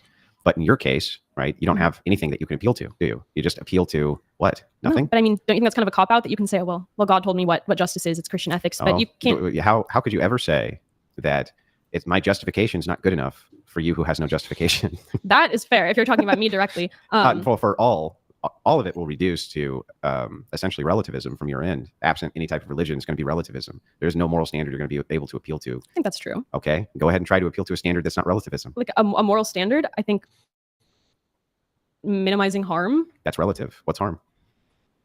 Well, I would take more thought. But I mean, what is the Christian like moral standard? The Christian moral standard is divine command, and this is based on the understanding that knowledge itself cannot exist absent God. It's an X to Y argument. So it would say that the argument, it would be... Rose donated $200. This is specifically why whatever podcast it sucks. Andrew's right getting into his point, and then some stupid fucking talk to text comes out. Brian, this layout is awesome. These would be great to consider having more of with you mediating / asking questions between two guests.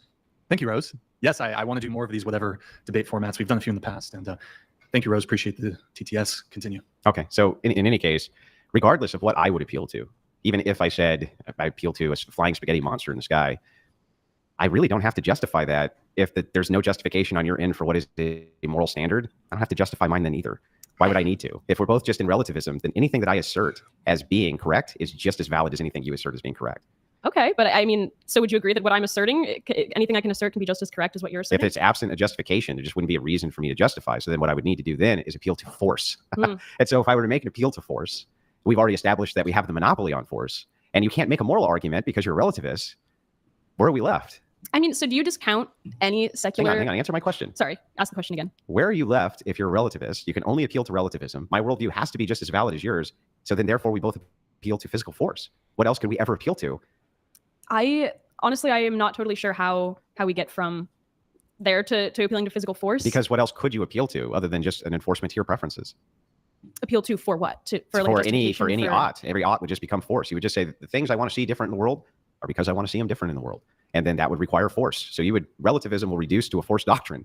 But I'm curious why Christian ethics wouldn't also reduce to a force doctrine. Well, the Christian ethic can make a determination between an is and an ought. So we would make the ought claim that you should not utilize force for what we would consider oppression, which is hardly patriarchy. That's not oppressive. But yeah, we would make a justified moral claim. And that's how we would move forward in a moral conversation or in not. But from your case, it's total and complete relativism. And you know it's relativism. Whatever worldview you come up with, absent religion, it's going to reduce to relativism. And so we're just going to be right back to force again. I mean, what if God isn't real? Then do you think that has any effect on... the same justification you do to appeal to force. So could I not make up my own thing that tells me what is right and wrong, and I can lead back to that? It won't be relativism because I have this thing. That would be relativism, yeah.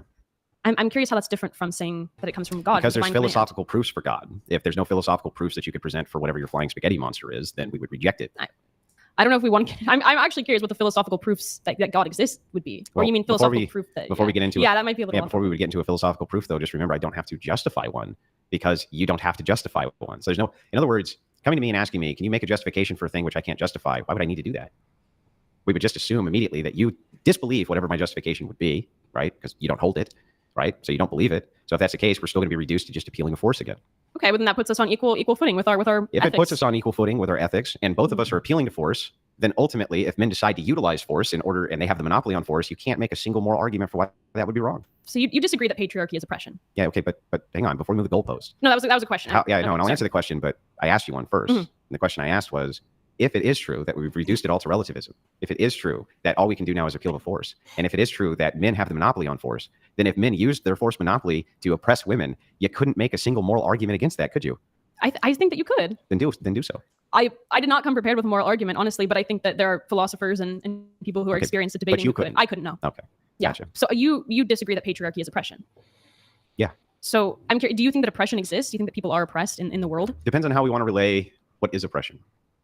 So is oppression just not having the entitlement of rights? Is that just what oppression is? Or is oppression that some people have other rights than other people do?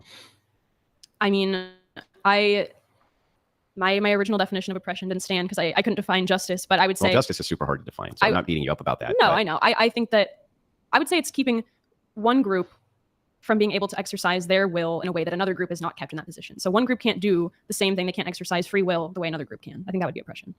To exercise free will in the same way that another group can. Yeah, sure. You can you exercise your free will the same way that Congress can? No. Are they oppressing you? Well, maybe. Honestly, I mean, it does. I think that government does imply some form of oppression. Well, then ultimately, wouldn't you have to advocate for some kind of bizarre utopian ideology where everybody is completely equal? There's no leadership. There's no government. There's no nothing. Wouldn't that ultimately be what your goal would have to be then? No, I mean, that's fair. Yeah. And that doesn't sound like that's what you want. No, not particularly. Yeah. So if we move it back then, maybe we can come up with a different form of oppression. I think it's difficult to I'm not sure what the dictionary definition of oppression is, but so I mean, if you've got your phone, I don't care if you look it up. If you want to have a working definition, we can go off of. Okay. But so men being able to exert force whenever they would like over women, whether they choose to or not, is not oppression to you. You don't think that constitutes the oppression of women. Men being able to no, it's an entailment of their ontology. So they're able. Well, yeah, but I mean, they are able to make a distinction and say that the what you are and what they are different, and them applying physical force to their aims is the same thing that you appeal to. So if that's true, I don't see how they're oppressing you. What you're trying to do actually would be the oppressive thing, right? Because you want to take them and have them enforce your will. I mean, I think that it would be there's an unequal amount of force there. There is, but that's baked into the pie of what it is, just because it's baked in. I mean, that could still be oppression, right? I mean, like I don't see how it's oppressive for men to move into men's interest and understand that force, that they have a monopoly on force. It doesn't mean that they couldn't be benevolent towards women. That doesn't mean that they have to give them equality either, nor that not giving them equality means that they're oppressed. I don't see how that's oppression unless we're using. Not, at least not by your, well, I guess by your definition it would, but basically everything would be. Like if you and I don't have the same tattoo parlor, I guess that would be oppression because it's unequal. I don't. No, I'm not saying. I'm saying that would be the outcome. The cause of oppression would be the exertion of force that leads to one group not being able to exert, the same amount of rights, exert. Then we're just back to force way. again. So then what it's really a fight about is force. Is that feminism really is you wanting to use the force of the patriarchy to attack itself? Yeah, I mean, I think that's kind of inevitable. I don't think that disproves like the goal of feminism or yeah, but why should they do that? Why should they? I mean, I guess women's self-interest. If men have a self-interest to exert their will and, use their biological strength over women, then can you not say that women have a vested interest in pushing back against that and trying to claim some kind of autonomy, some kind of... You could say that, but you're going to end up with this problem, which is if that's true, and it's just a game of force between the sexes with the weaker sex attempting to utilize the stronger sex to enforce their rights, then you would have no complaints if you're trying to utilize force for your aims, for them to use force for theirs. And if that's the case, then you're at a huge disadvantage if they ever decide we're going to, because your moral argument goes out the window. And the reason that women and feminism has been so bad for them in the vote is because they used to have a moral high ground and now they're a political tool because they have to use force. They have to use force for their political ideology, and they never had to before the vote. But now that they're involved in politics, they're literally voting on force doctrine because that's what law is. So it sounds like women are at a disadvantage in politics. Well, it sounds like if you really wanted them to not be at a disadvantage, you would remove them from politics because then they could have an actual moral argument. But I mean, how can you say you're not at a disadvantage in politics if you're not a part of politics at all? You're not advantaged or disadvantaged. Well, no, they were a part of politics. It's just that they didn't have the right to vote. So they still had women's issues: clean air, clean water, education, health. There was all sorts of women's issues, but they would make moral justifications for those issues, and they had a moral high ground because they weren't appealed to as a voting bloc. For instance, 1920, that's the 19th Amendment. Okay, that was never voted on. There was no referendum by women for their own vote. Now imagine the irony of women getting the right to vote, but they refuse to actually allow them to vote on it. Yeah, I mean, it is ironic. I would agree. It's not only ironic, but the reason that they didn't want them to vote on it is because everywhere that they tried those referendums, women voted against it because they didn't want to be political tools, because they knew that they would have to utilize a force doctrine of men. So they would have to vote that men enforce whatever their will was. That's why they didn't want it. That was one of the primary anti-suffragette arguments. And so that's why when I look at egalitarianism and equality, I see it as a great evil, because I see people who basically want to appeal and utilize force against these various groups in order to enforce their will because they can't enforce it themselves. I mean, I guess I don't see how that makes it evil. It sounds like you don't really think that the use of force is necessarily evil, or the threat of force is necessarily evil. No, then neither do you. Because you've just said 1,000 times that you'll utilize it to get whatever it is that you want. Yeah, I don't think it's necessary. I don't think it's evil. I think that. So why is egalitarianism evil? Well, because egalitarianism is trying to convince women that they're equal to men, while at the same time they have to appeal to men for their equality. It's not only a contradiction, but it's insanity, because it ultimately sets them up for failure, believing that they're equal with a patriarchal system, which could at any time take away whatever their perception is of equality. They can just overnight gone, and there's not really anything women can do about it. It's insane to me to think that a bunch of rich industrialists were able to convince women, and they didn't even really convince them. They convinced congressmen, which is how you got the 19th. But a bunch of rich industrialists convinced women that they were best served being men, and they're not. They're not best served being men. They're not best served out in the workforce. That's not their function. Never really has been their function, and they're just kind of pretending. But I mean, who's to say that? How can you be the judge of that what best serves women is? I mean, because right now we can look at the current society which we live in, and we can understand how we got here.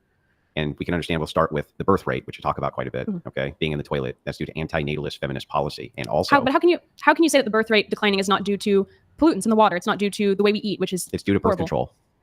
Come on. Like, it's a dumb argument. Yeah, it's due to birth control. Because without birth control, what happens? People will make babies. Like, all right, if you just grant her argument, like, yeah, these have some effect, but the greater effect is going to be the birth control. And Andrew makes this argument. Like, okay, sure, let's grant your argument that, okay, pollutants have some effect. What you eat has some effect. But if you remove birth control, then what happens? People get babies. Like, look, I'm not the healthiest either. All right, I eat, a bunch of crap, whatever.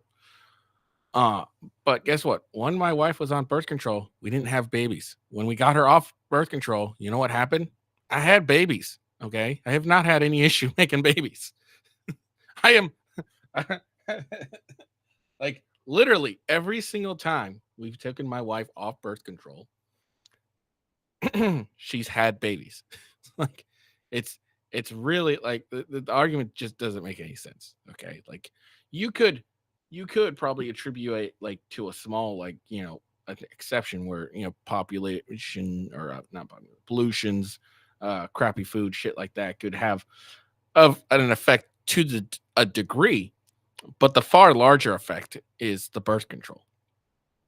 And any argument otherwise is just dumb. Like I said, like I just saw this and I was like, yeah, like when my wife was on birth control, we never had any. Like we had a few scares, but we've never had any babies while she was on birth control. But once she got off, I'd say like a month or two after she was off and it got out of her system, boom, babies every single time. But I mean, how can you say that? Because we have all the data that shows that it's due to what data shows that eliminates all confounding factors of pollution of. Because if you take a scale, there's actually a scale, and you can look it up now on your phone if you want to. But you can actually watch when birth control is introduced in the 70s, and you can see the birth rates go right and But that marriage says rates nothing about on a causation. massive decline, and the same thing with abortion. So the thing is, that says nothing about causation. Okay, you can put any two all things on all causation is a correlate, by the way. Yeah. So if we have strong enough correlates, like for instance, I don't know, birth control being a thing which prevents birth, that seems like a really strong correlate. In fact, could you think of a single stronger correlate than birth control for why we might have a birth decline? One. Yeah, I do think that pollution, like pollution, plastics, yes. Come on, pollution, plastic pollution, yes. Plastic pollution. I do think that male fertility is on the decline because of chemicals. You think chemicals, that plastic pollution? I mean, can you just prove is that? more? Hang on, I just want to make sure I get this right first. You think that plastics in the water and the plastics inside of your system have more to do with the falling birth rate than women on birth control? Yeah, because I think most women get off of birth control eventually and start having kids. When? I don't think, honestly, I don't think that it's that much later than it used to be. Used to be when? Birth control is a new advent. That's something modern. Oh, you mean, so like not, okay. The 1970s, I guess. Right, yeah, no, they were still having babies in their 20s. The pill was not as widespread as it is now. But I mean, yeah, obviously birth control would be a much stronger correlate than plastics. I mean, I disagree. Plastics and male like that doesn't make any sense. I disagree. What are you talking about? If there's no birth control, people get babies. If there's birth control, no one gets babies. For the most part. Like, what is birth control? Like 99% effective or some shit like that? Like, it's a high degree effective, okay? So, like, plastic in the water, it could have some effect to a degree, but the greater degree is the birth control. And it's part where she just doesn't make any sense. Fertility? You're saying that it drops male fertility to the point where they can't get women impregnated anymore? I mean, if all you have to say is there's a strong correlation, I bet you could put up a graph that shows the concentration of plastic in the water or concentration of whatever forever chemicals in the water or in food or whatever. And you could do the same birth rate graph. Chris donated $200. She said pollution because she wants to win an argument. She's not interested in getting to the actual truth. Thank you again for making feminists look crazy. These clips are going to be great. I do think that's the actual truth. I genuinely believe that there are more factors to the declining birth rates than birth control. Because I don't think you can really prove that it is birth control because, like I was going to say, you could put up the same graph of the concentration of whatever in the water and the birth rate, and I'm sure it would look just as close. So, I mean, really what I'm curious is how you prove that these are connected. Let's test the logic and see if that's the case. If all women went off of birth control tomorrow and had the same amount of sex they're having right now, what do you think would happen to pregnancies? They would go up. How much? Probably by quite a bit. Like, how much do you think quite a bit is? I have no idea, honestly. Probably a lot. Now, let us assume for a second that we consumed the exact same amount of plastic that we are right this second, and they all went off of it tomorrow. You're still going to see a huge, massive increase, aren't you? Yeah. Yeah. Okay. So now if we were to retract this and say, okay. But also, pregnancies don't equal birth rate because you used to say that all those women wouldn't go out and abort the children. Okay. But assuming, let's assume there was no abortion. Okay. If there was no birth control, and by the way, abortion is birth control. That is a form of birth control. It's literally lumped in with it. But we were talking specifically about the pill. Yeah. So if it is true that if tomorrow all of them went off of birth control, had the same amount of sex, they would all start getting pregnant because they would, then your argument that plastics are degrading men's fertility must not be a very good argument. I mean, I guess you could make the same argument if you took all the plastics out of the water, but all the women were still on birth control. Yeah, I believe what would happen? I believe they would all magically get pregnant now. no, but I do believe that the birth rate probably would increase. Yeah, but not like it would if you took them off. So if you were to get all the plastics out of men's systems, right, and women were still on birth control, still no more babies, right? Well, no, that's fair. I'm just saying I don't. But the opposite, lots more babies, right? So yeah, okay, I will. So agree which with is you that the stronger correlate? I will agree with you that it is stronger, Yeah. but I don't think that you can say that it's the sole cause or that there is an orchestrated campaign. Because okay, I don't think he was arguing that it was the sole cause. I think he was arguing that it was the biggest cause, the greater cause, the majority cause of it was the she's arguing right now about degrees, all right? But here's the thing, plastic, maybe 1%. Birth control, probably like what, 90%? So like, and I'm being generous there. Like, so the degree, it's the degree. Like and Andrew's arguing for the majority. So the majority of reason of the declining birth rate, he's saying, is because of birth control. And I don't think you can argue that. curious who is behind this anti-natalist campaign and what is the goal to get the birth rate to decline? So in the 70s, there was, well, I mean, this goes back, but we'll start with what's called the population bomb. Have you ever heard of that book? No. Okay. Well, the population bomb was a book which was written by anti-natalists who were citing the warning bells, saying that the world was going to become overpopulated and our resources were going to be stretched thin and there was going to be mass starvation across the planet. They started dropping this book, The Population Bomb, all over the world, in third world nations, even in, I mean, it was widely spread in first world nations, and it was adhered to as a looming problem. It was all over the media, and it stayed all over the media. But there was a big problem. And the thing is that while these anti-natalists were pushing for this, none of the things which they claimed were going to happen due to the high population actually happened. The opposite happened. It turns out the more people you have, the more hands you have, and the more you can do what are basically logistics, right? So you need truckers, and you need boat captains, and you need farmers, and you need all the, and what's happened, the more people we get, the easier it is to get supplies to people who really need them. And that has been the consequence of a larger population, that you can get your cell phone made in China from parts which come in from all over the world, centralized there. They make them all in a batch. They send them to North America, and all this happens within a couple of days. That's a massive undertaking that requires serious human power to do. The anti-natalist movement would have curtailed all of that. And yes, it has been something which has been pushed. The book, The Population Bomb, which you can look up, and you can look up the entire sequence of events behind it where they were dropping it all over the world. Yes, there was an anti-natalism push, and there still is an anti-natalism push. One form of anti-natalism is trying to convince younger women to destroy their fertile years by going to school and going to college and getting tons and tons of student debt, which they have the majority of student debt over men. It's not even close. And instead of having a family when they're young, that's anti-natalism to me. Yeah, I guess. Do you think it's like orchestrated with the intent of? I mean, there's no doubt that the government's handing out student loans, and that the government not only hands out student loans, but really pushes the idea that women should be in school and going for higher education rather than being stay-at-home moms. I see the vilification of the family all throughout media. Not only do I see the vilification of family, but they make men look like bumbling idiots inside of sitcoms and women the heroes constantly. I rarely ever see a nuclear family show anymore where there's a strong patriarchal lead and a typified American housewife. I mean, I feel like that was always kind of rare. I mean, like I Love Lucy, the classic I Love American Lucy sitcom. was subversive, but All in the Family was much closer to what an American family looked like than I Love Lucy with Ricky Ricardo and Lucille Ball. Now, yeah, I mean, that's what I mean. All like, in the Family with Archie Bunker was much more akin to probably what your grandma and grandpa's relationship was actually like. So yeah, no, I think that there were shows like, by the way, everybody tuned in for that show for that reason, because it was so much closer to the reality of the American family than Lucy goes to the chocolate factory and fucks up for the 8th time this week. I know. I'm just saying, I don't think these things are new. And I don't think that they're, in my opinion, I don't think they're an orchestrated like anti-natalist push. I mean, who's to say that some women's realities are not that their husbands are bumbling idiots? I mean, there are so many, I mean, hundreds and hundreds of documents which have been published, everything. Once again, she always, like, this is a typical argument. She's always arguing for the exception. Sure, there may have been a few women that husbands were bumbling idiots, but the majority did not have that. It's typical when female argue. They always appeal to the exception and hate making arguments for the rule. I mean, everything from CIA projects, which produced anti-natalist results and a push for anti-natalist results. You might think that that's conspiratorial, even though they're all declassified and you can read them.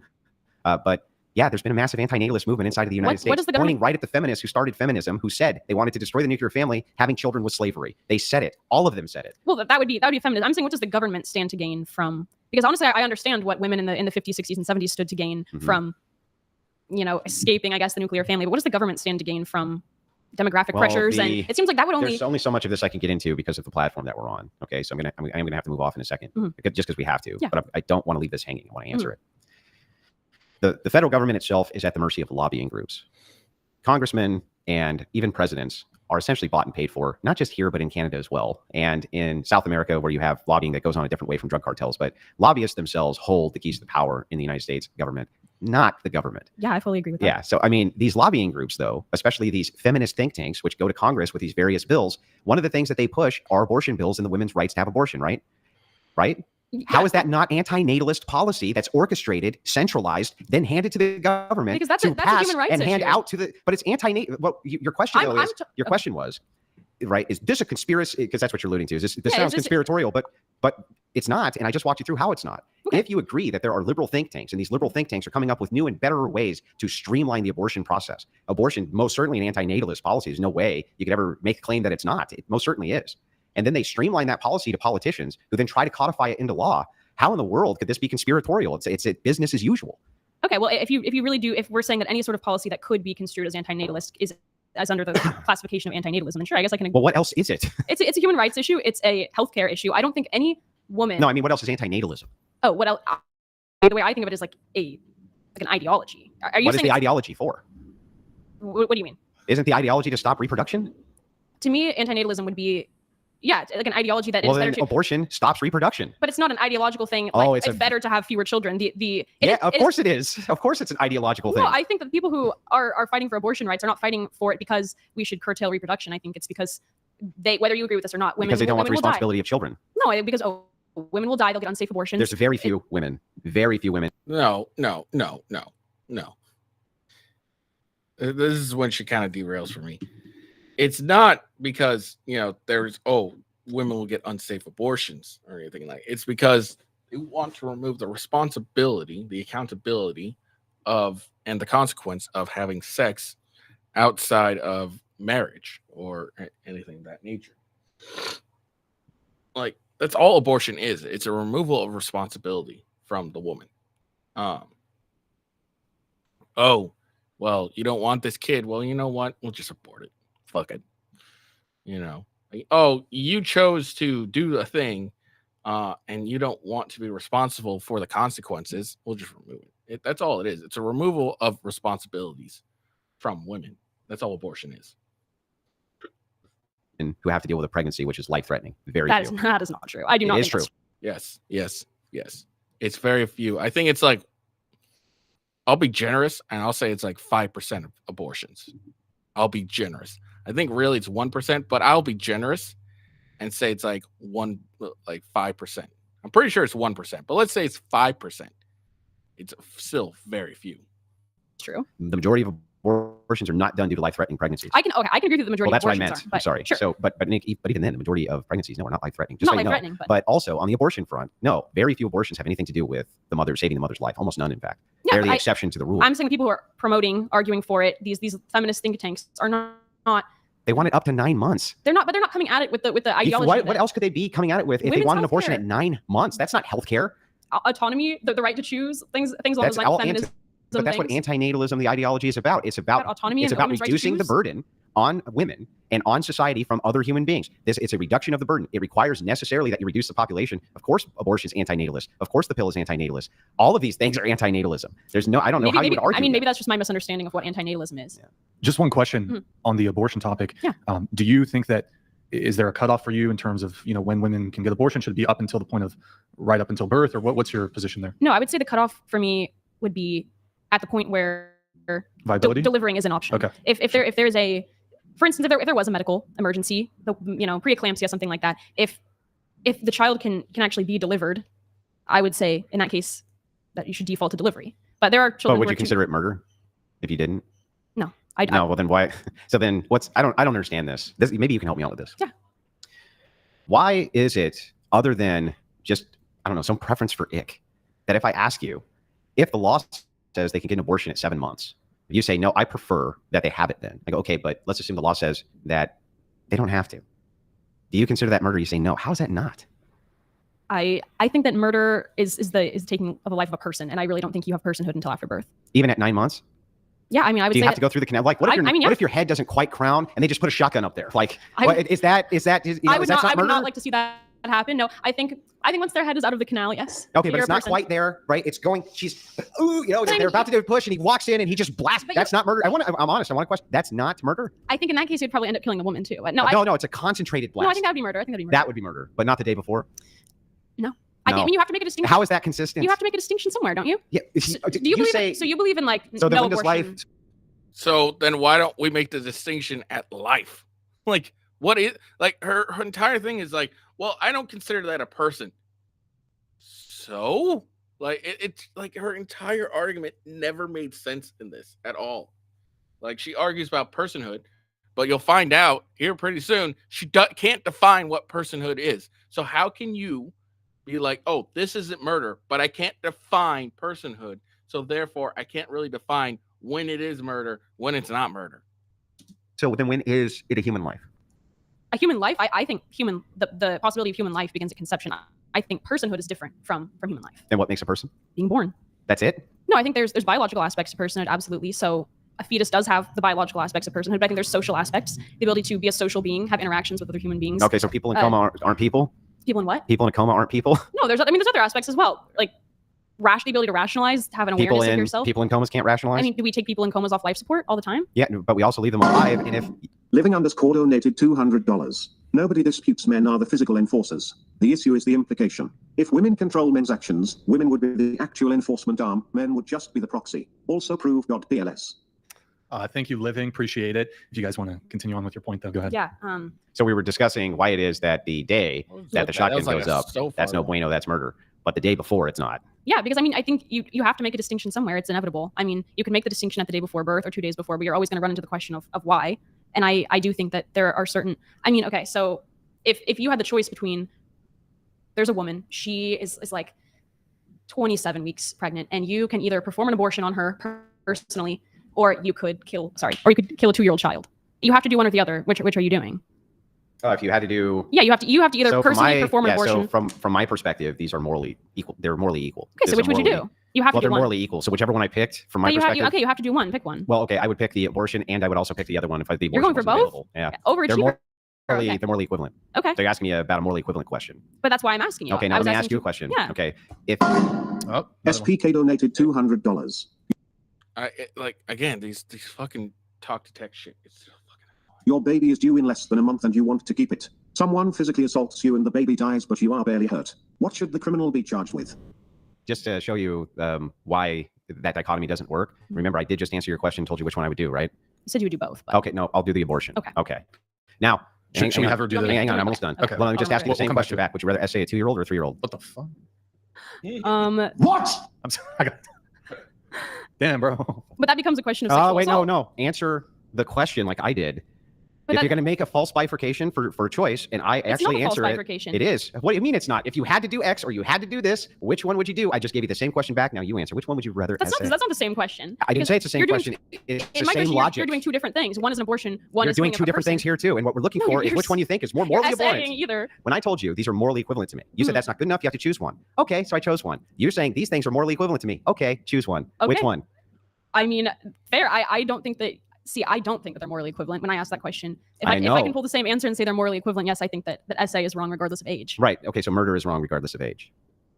I don't think that abortion is murder. Yeah, I know you don't. Okay. But what I'm saying is that if you offer a false dichotomy or a bifurcation for a hypothetical, just remember that I can ask one back the exact same way to test your logic. But I don't think it's false. I don't think that it is, because I think that there is a difference. So maybe it was wrong to try to test you that way because you So genuinely at 9 months, I just want to be clear. Mhm.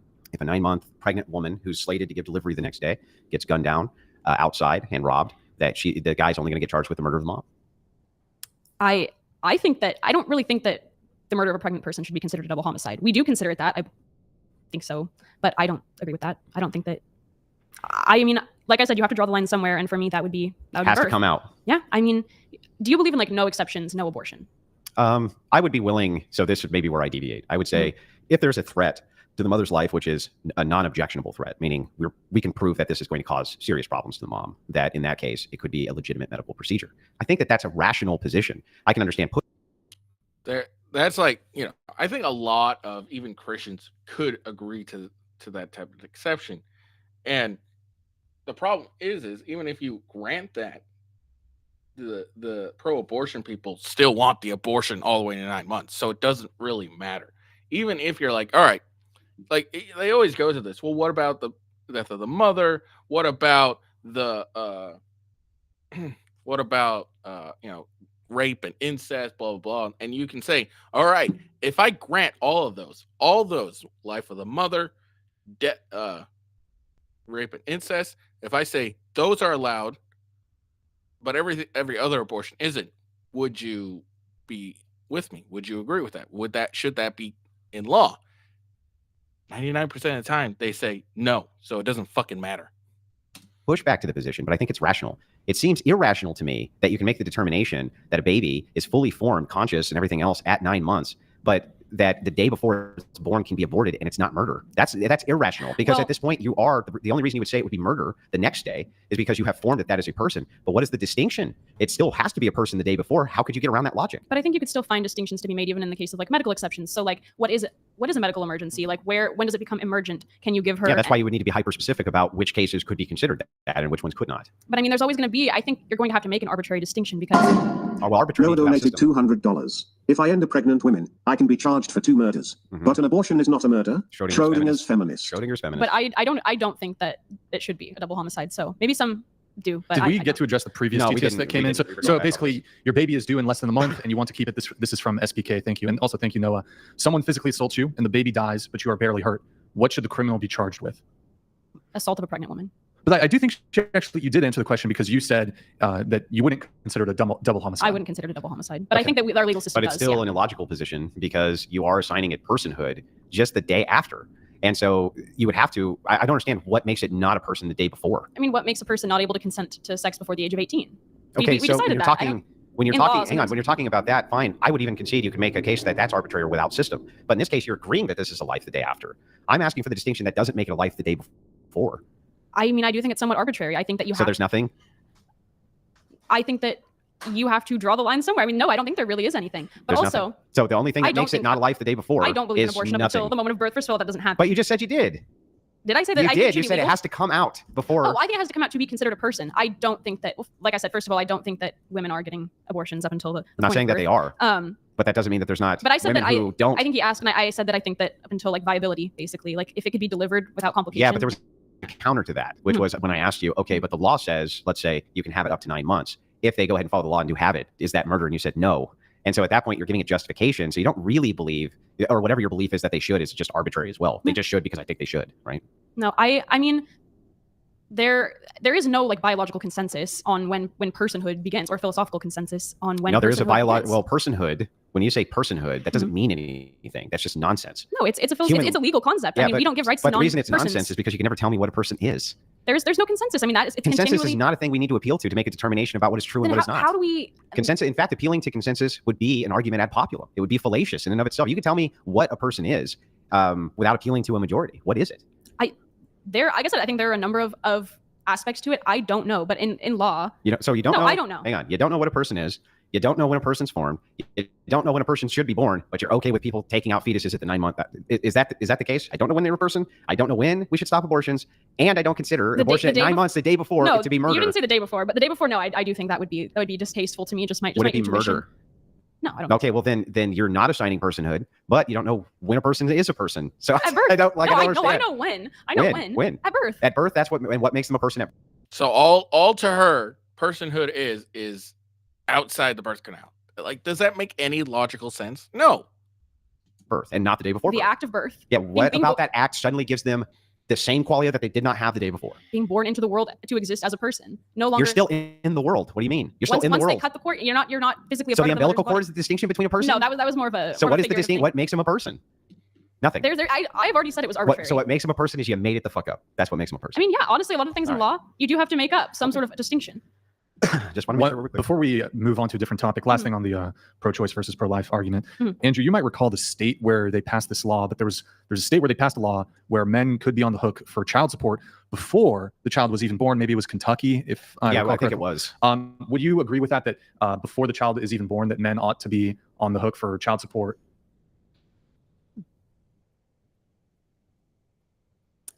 No, I don't think so. No. Okay. Why not? I think, I mean, if a man has decided not to be a part of the child's life, I mean, in that case, I guess you could say, well, then why should he be responsible for child support after birth? But I haven't really thought about it. I haven't thought about this at all. I didn't know this. What about in states where there's abortion bans? Do you think it'd be more justified in that scenario? Yeah. Okay. I do. I actually, yeah. Sure. Okay. Moving on. I did have a question. So we talked a little bit about the patriarchy, and you say that there is a patriarchy. Mhm. You know, I've often heard terms used by feminists like smash the patriarchy.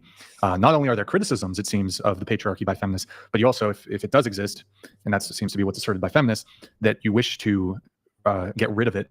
Mhm. I guess my question is to both of you, well, perhaps more specifically to you, if there is a patriarchy, what ought to replace it? I think that's a good question. I don't know if it's possible. So because of basically what you described, and I do agree that men are able to exert force over women, I don't know if it's really ever possible to eliminate the patriarchy. I think that if it were eliminated, egalitarianism would be my preferred system, where there is no one sex that is exerting an undue amount of force on the other, and sort of a matriarchy? Should there be a matriarchy? I don't think. I mean, maybe that would be justice, but I don't think that would be my ideal system. No, I think it just. Why would that be justice? Well, if we're using the definition of righting a wrong, like the justice system. Do you mean like revenge? Yeah, basically. Oh, okay. I don't think that would be my my ideal system. Sure. But, yeah. Well, so I would answer the question by saying that whether you like it or not, there is always going to be, if we consider patriarchy to be the dominance of men, that's an inescapable fact. It can be hidden for a while. It can be pretended that it's not true, and people can act as though it's not true, and people can act as though they have a higher set of values that they're moving towards. But ultimately, it will always reduce to force, and the pendulum and clock will always go back the other direction, and men will take rights away from other men and women. And this will always be the cycle. And it has to actually be that way, because what ends up happening is through the form of egalitarianism comes its own special breed of oppression.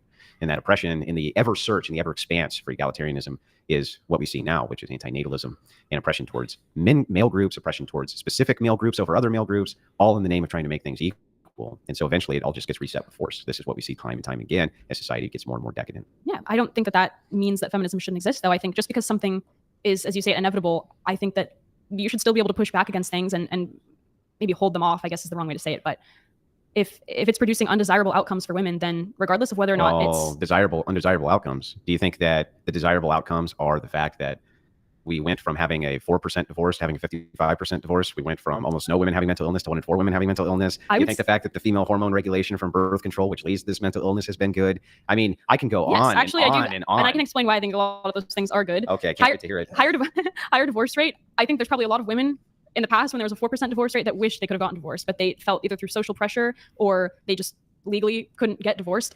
We're not able to. And I think that if more women are getting divorced, it's really bad for children, and we know it's really bad for children because we see what happens when you come from a single mother home, but absent a father in the home, and what happens with your criminality, what happens with the end results of children who come out of these environments is really, really bad. And not only that, but here's one of the reasons it's so bad. It's because if women replace the biological father with a stepfather, the chances for abuse exponentially skyrocket, much, much, much higher. No, I agree with Marriage that. is about children, not about you. And this is where I have to defer to the evil of feminist ideology. There's nothing that could possibly be considered more virtuous than staving off your own happiness for that of your children. Do you think happy children are reared in an unhappy marriage, though? Do you really think that that's healthy Then for children? I would assume that back when we had the 4%, everybody was just fucking miserable. Kind of. Oh, yeah, and you could support this with what? All right, so this ends up being, divorce, children, and all that stuff. I want to return more to her abortion argument, just because, like, the failed logic that she has for it. It's just. And do we want to move it on to anything else? Again, if you want to go and rewatch it, I skipped from 124:20 on the show. Because this is just more of the sexism, divorce, and racism towards white people, stuff like that. It's kind of a dead sport. Some of the more, or dead donkey, horse, whatever you want to call it. So if you want to go and watch this part, it's 124:20. I'm skipping down to 150:40. Return to abortion. So we're going to listen to that some more, just because her logic doesn't make any sense, and it just blows my fucking mind. I'll come back in just a second. Okay.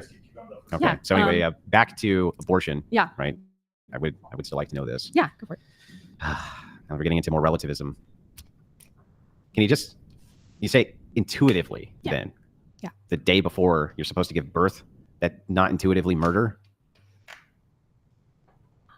think that I would say my definition of what is murder is intuitive. I think it's based on the category. Murder's not intuitive? I would say Then why would we have a law against it? Well, I was going to right? say, no, not intuitive as in like, oh, you don't intuitively believe it's wrong. But my position on this is not just pure intuition. I think we've already established that my definition of personhood is not fully fleshed out. I don't have a fully fleshed out legal definition of personhood, but it's based on my... She doesn't have a logical definition of personhood. What are you talking about? Oh, I don't have a legal definition of personhood. You don't have a logical definition of personhood. Your definition of personhood is was it 9 inches or some shit like that? 6 inches? I can't remember. From like that doesn't make any sense. 6 inches is your definition of personhood. Reasoning that before you are born, when you're still in your mother's womb, there's problems there with considering that a separate person. Because I mean, they're not a separate person. They don't have the ability to survive outside the womb. So then, okay.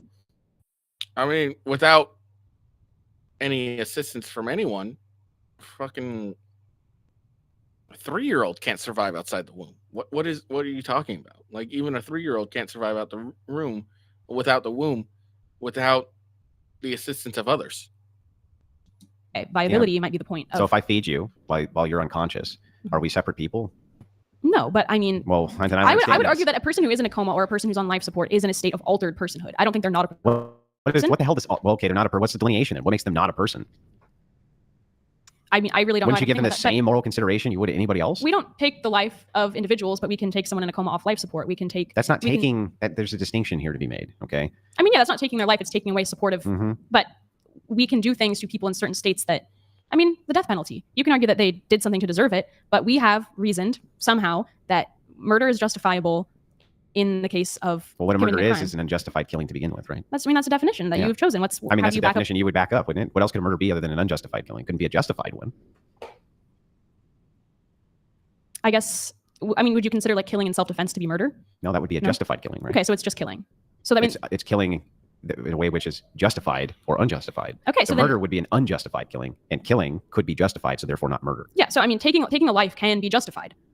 Yeah. Oh, yeah. All the time. Yeah. So I mean, and so that's why I'm looking for your justification for what makes this not murder. Because from my perspective, if I went into a coma patient who was not off of life support and started stabbing him in the chest, you would consider that to be murder, right? Yeah. So what's the distinction here? Because I do not believe that fetuses have personhood. I do not believe that they because have the entitlements. To a machine, a human machine. I don't think that's necessarily why. I just think that how can we classify a fetus as a person? It has not been born yet. That to me is the point in which a person enters into the world. Prior to that, they are gestating. When you say born, right? You just mean outside of the womb, right? Well, there's a reason that, I mean, we have a word for it, fetus, and you can call it a baby if you'd like, but the accepted term is fetus, and when it's born, it's a baby. There's obviously a difference and he's an adult, and that could be a child, and that could be a cousin, and that could be, you know what I mean? But they're all still identifying human beings. Is he an adult, make him less of a human than you being, let's say, a child, or him being my cousin, or him being my aunt. They're all still human beings, right? Yeah. So just saying it's a fetus does not negate humanity. No, but I mean, human is different from our legal category of personhood. Human is different. I think that it's a requirement for personhood. It is a requirement, but it's not the whole of the definition. So what is it? What is it? But you don't well, know. I would say there's a number of different things that I said I don't know if I have the whole definition. Yeah. So what would make you not? I mean, I would be curious to see what, because I know that it's up for debate, and I know that like the legal category was established. I mean, I want to be as charitable as possible, honestly. No, right? But if you're saying it's really hard for me to be charitable, if you say the day before you're slated to give birth, if the mom goes in and aborts, you would prefer that she didn't, but it's not murder. That to me does not seem like a rational position, because the only distinction is, well, the baby's still inside the womb, well, but I'm not sure why it would make it less of a person. Well, whether or not you agree with my rationality or my rationale is that personhood begins when you're born, and murder is. Yeah, but why does it begin when you're born? What makes you a person then and not the day before? I don't understand that. I can't figure out a single distinction. Being born, I guess. I mean, that just is my rationale. Yeah, but that's just a process. Like, okay, what if it was in a machine? What if the kid was in a machine, like an artificial womb? Like prior to. Yeah, the day before. I mean, it's totally viable to take. And again, her process, her definition of personhood is you need to move. What was it 6 inches? Hold on.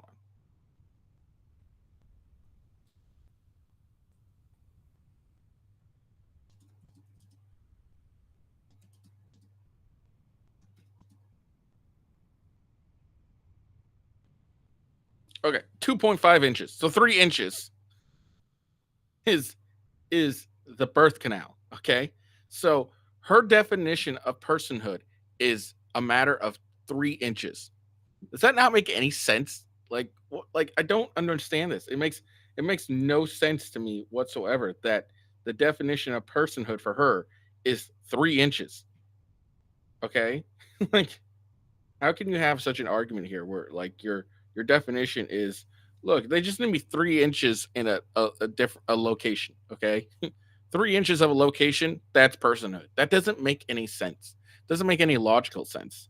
And I think she's realizing that, but she's still trying to like really like, not give up any ground.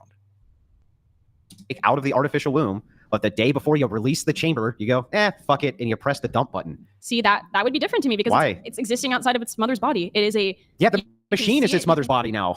I know, but it's the same thing. It's in the real world. It's in the real world in its mother's body. What is it in a fake? Is the uterus a magical fairy no, world? Obviously, I don't mean that. It's existing. I mean, that's all I can say is really it's existing outside of the mother's body. Whether or not but what would make it less of a human being because it's inside of your mother's body? I'm not saying it's less of a human being. I'm not talking about humanity. I'm talking about personhood because that really less is of the a debate. person then.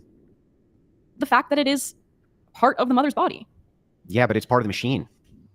I mean, that's something to think about. But I mean, like we consider people on life support to be people. Yes, there are certain things that you can do. Yeah, but it can survive. All the uterus is a human made, like a human grown life support. That's all a uterus is. What is this talking about? All a pregnant woman is a human life support system. That's all they are. Like if you want to get down to like with this argument, like so her argument still doesn't make any fucking sense. Like you know how bad an argument is when they have to make so many leaps in logic to do a thing. Like her logic is, 3 inches, all right, and a location. 3 inches of a location, all right. So 3 inches out of a birth canal, that's personhood. Does anyone logically think like, yeah, that makes a lot of sense? No one thinks that. No one can think like, personhood 3 inches. That's all it takes. It takes 3 inches because like it doesn't make any sense. I think she actually sat down and thought about this. She would realize how dumb her stance is. I think she just thought of this. She didn't really actually think it. And I would be willing to bet if they've had this argument, a couple weeks later and they talk about the same thing, I'm willing to bet if she's, gonna be a logical individual to say like, yeah, that was kind of dumb. The difference is on life support. You can't survive without the life support, right? Mm-hmm. In the case of the machine, you could survive outside of the machine. In the case of that womb now, you can't. The baby could survive outside the womb. They're viable in the machine and in the womb, maybe not on life support. Mm-hmm. So these situations, the artificial womb and the uterus, seem identical to me. What is the distinction here to be made? So, okay, you're asking like if a baby is viable, is an abortion murder in that case? I honestly, I haven't really thought about it because of the fact that I think that viability should be a limit for abortion.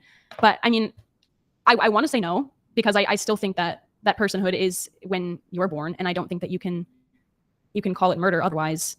But then, yeah, I mean, there's a contradiction there. I can admit that. I just don't. I have a hard time calling that murder. I don't know. Well, maybe something to think about then. If you have a contradiction in the position. Yeah. 2 other quick topics, then we'll do, if there are any position. super chats, there'll be kind of a super chat / Q&A. The Q&As will be through the super chats. So I don't know if we got into it, the wage gap. Was that a conversation? No, I don't think so. So typically there's this, familiar with the wage gap. Yeah. Do you think it's something that exists? Are women paid less than men for the same work? I think in the past they definitely have been. I think there It's shrinking is what you're saying? It's shrinking. I think you could probably make the argument that women in certain positions are probably paid less because there are I don't know if I totally believe that a wage gap, like a meaningful wage gap, exists like in the United States today, though. I think that there are probably positions where women are unfairly being paid less, but I mean, is it like a widespread phenomenon? I'm not sure, but globally, yeah, I guarantee. I'm sure there are countries where women are getting paid like cents to the dollar, but Not in the West or not in the United States? I can't really speak for any other country, but I don't think. No, I don't really think so. And I mean, I'm not when saying- do you think that, because you would, I think you would say that at least historically in the US, perhaps as recently as 20 years ago, 30 years ago, there was. Yeah, I mean, I think that, for example, Barack Obama, I think one of his speeches, or perhaps the State of the Union address, he did say that there's still, he said that there's a wage gap. I don't remember the exact numbers he gave. I often hear 77 cents on the dollar, 83 cents on the dollar. And that was as recently as the 2010s. He was, President of the United States was saying this. So yeah, I think that. When do you think it disappeared, if it did? I don't know if it's fully disappeared. I think that legislation has been introduced over the years multiple times. Prior to the 1900s, I really have limited knowledge, but Then can you tell me where a wage gap is? There is an earnings gap, but there's not a wage gap. Everyone gets paid the same. They just don't earn the same because of various things. Now, by paid the same, I mean if you get into this, if you're man, woman, you get into the same field, same qualifications, you're going to get the same wage. Okay.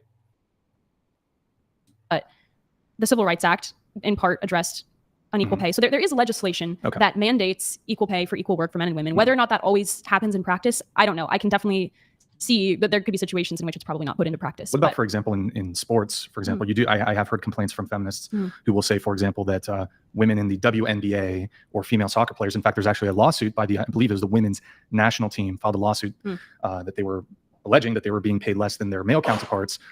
Do you think that, for example, and it certainly is the case that female basketball players are paid less than male professional basketball players? Do you object to that? Do you think As that they should there's no, I mean, I think that it is based on viewership, and whether or not I object to the whole, it sucks that women's sports, no one cares about them. Yeah, that's sad to me. I don't really care about either gender sports. But yeah, I think pay is going to be based on. Not only does no one care about it, women especially don't give a shit about them. Every time, like you like I see these conversations about the wage gap and women not getting paid in sports, there's always a question asked like, well, what can you name a WNBA player? And they never can. So, I mean, if you really care so much about, women in sports, why don't you go watch them? why do men have to go watch them? You guys, it's always funny to me. It's on how much money you're making for for whoever they're making money for. I don't know. With soccer, I'm not really sure because I feel like women's soccer is pretty popular, but I don't know. Yeah, but men's soccer is far more popular. I don't think they should necessarily be paid the same though. And then just the last thing here, at least for my topics, I don't recall if it came up in our conversation. Perhaps it did, but it seems to me like you said you're a feminist. You believe in equality. What are your thoughts on military conscription and the current state of things in the United States, where only men have to register for the selective service and only men are subject to forced military conscription? Any thoughts on that? Yeah, I think that could definitely be an example of a way in which the patriarchy negatively affects men, because men have been tasked with enforcement, with protecting law and order in our interests, and they're the only ones who can, right? Yeah. So I mean. So then why shouldn't they give themselves additional privileges, knowing that you cannot defend their rights while they sleep, but they must defend yours? Well, there are women in the military. I mean, there might not be as many, but there are women in the military. But if they decided tomorrow not to allow women in the military either, this is something which they could do. Why not just give themselves additional privileges based on the fact that you cannot protect them while they sleep? They have to protect you, and we're not ever going to go to an all-female military. That would be absurd, and we would lose. So okay, why don't women give themselves extra privileges for doing the majority of the housework and child rearing? Okay, so if you're asking why should they or shouldn't they, your answer is because they can? Well, in this particular case, I'm saying to you, men, since they can do this, right? And you agree that they can do this, what would be the imperative for why they don't do this? Because I think it would be unfair. I think it'd be unjust, because I think there are also ways in which women put in an additional amount of work. I mean, whether or not you want to argue that they're equivalent, women do the majority of the housework and child rearing, even working women. If it's justice, and justice is about what's fair, then I think it's unfair that women don't have to sign up for selective service. And I think that it's unfair that they're always, for the most part, going to be held to a lower standard in enforcement roles than men. That's unfair. And since that's unfair that they're allowed to go in and get the same pay as a private in the Army, as a male private in the Army, or a male lieutenant in the Army, I think it's fair that they get the right to vote. It's fair that women don't. Okay, but I mean, that doesn't change that. There are things that women are doing that men can't do. What? Give birth.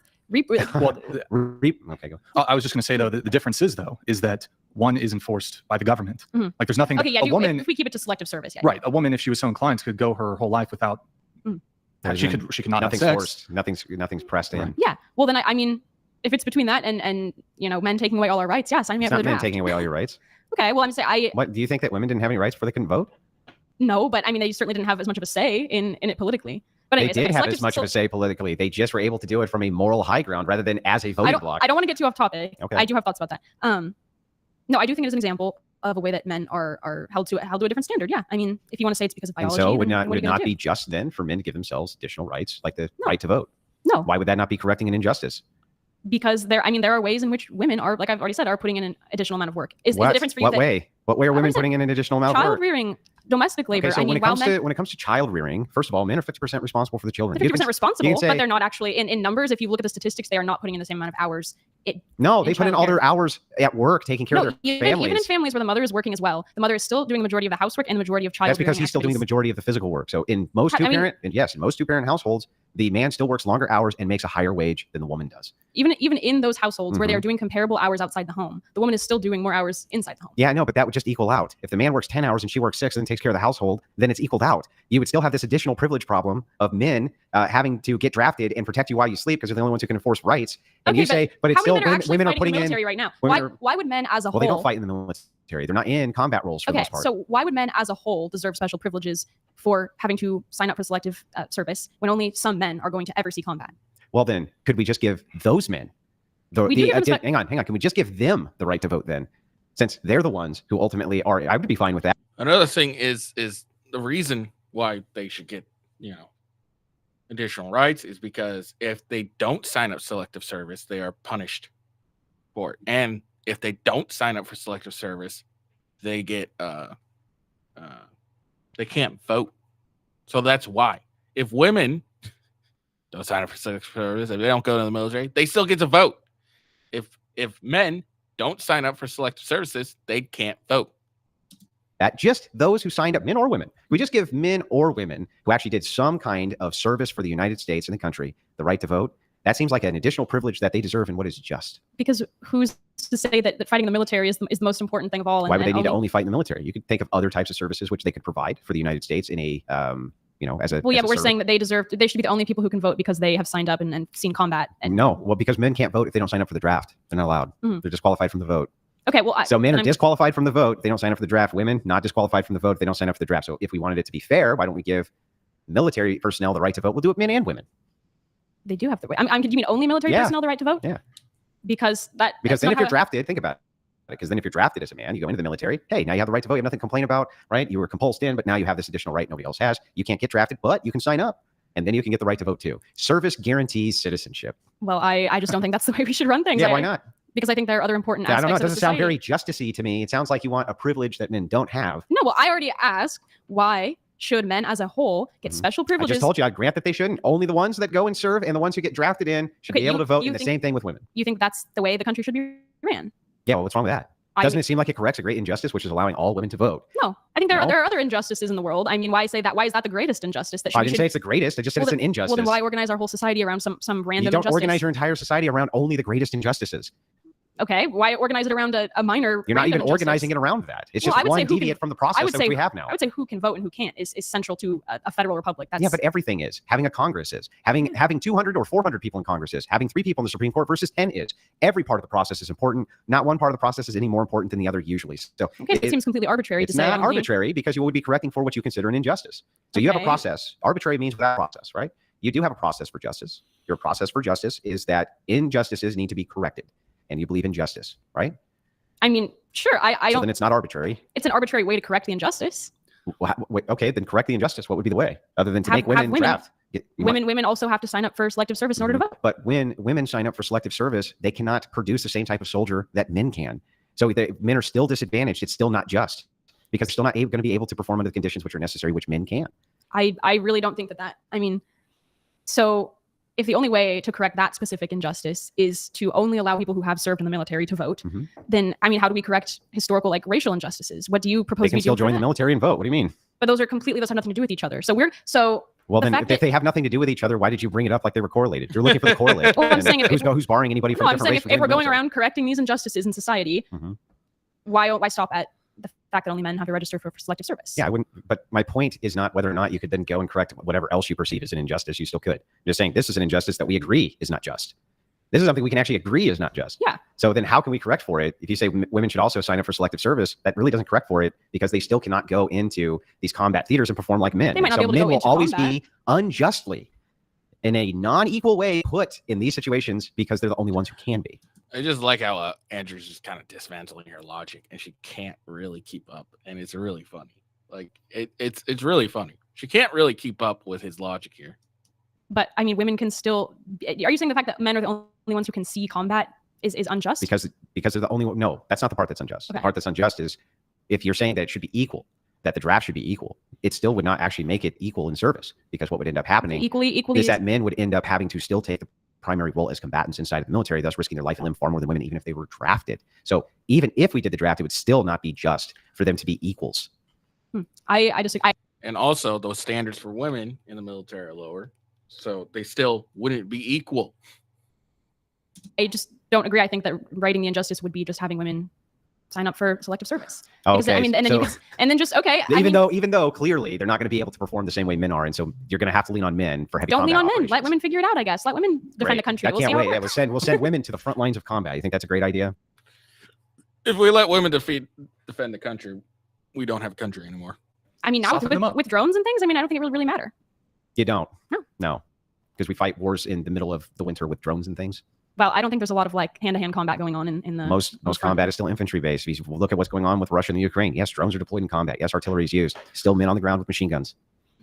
Oh, if you finish your point, I do have to move things on. Yeah, But no okay, problem. just lastly on that. So are you in favor of equalization when it comes to military conscription? Yeah. Okay. So we're going to get into the super chat and Q&A section. So if you guys want, get in. All right, that's it. That's the end of it.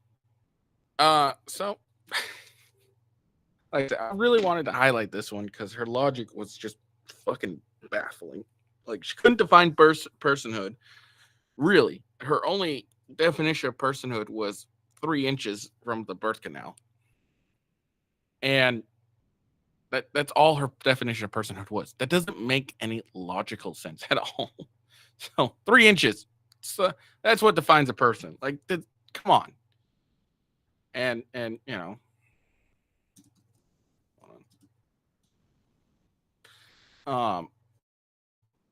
it just didn't. It just doesn't make any sense to me. Like I don't think a lot of her thinking was fleshed out. I don't think she's really had her views challenged. I think she's spent more time in an echo chamber where people were like, "Oh yeah, I totally agree with what you said there."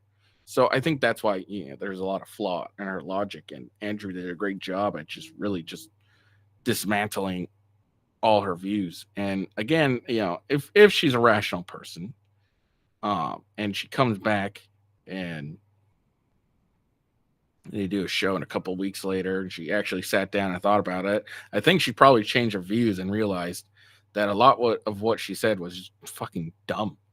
Like, person's 3 inches. That makes a person. 3 inches is a person. And her only reason for that is, well, you got to define it somewhere. Then why don't we define it when life begins? Okay. Why isn't when life begins personhood? Like, is a miscarriage not a tragedy? No. And it just blows my mind. So, and again, the other chick that he ends up debating, she just ends up being bratty like halfway through. And it's whatever. But yeah, no, this was a really good debate. I really enjoyed watching it. Hope you guys enjoyed watching it. But yeah, it's just blows my mind how an illogical thought can be. Like, her reasoning just didn't make any fucking sense to me. It's not personhood because they're not 3 inches out. Or yeah, it's not. They haven't descended 3 inches. It's not personhood. Like, it just, how ridiculous is that? All right, I hope you guys enjoyed the video. Make sure you like, subscribe, give me a like and a follow. Make sure you check me out on X and Rumble. I probably will be starting to watch update on the Donald Trump stuff. And that'll take a majority of my show. I may decide to do like an afternoon stream or something to cover various other topics. But we'll see. I hope you all have a good day. Peace out, and I'll see you later.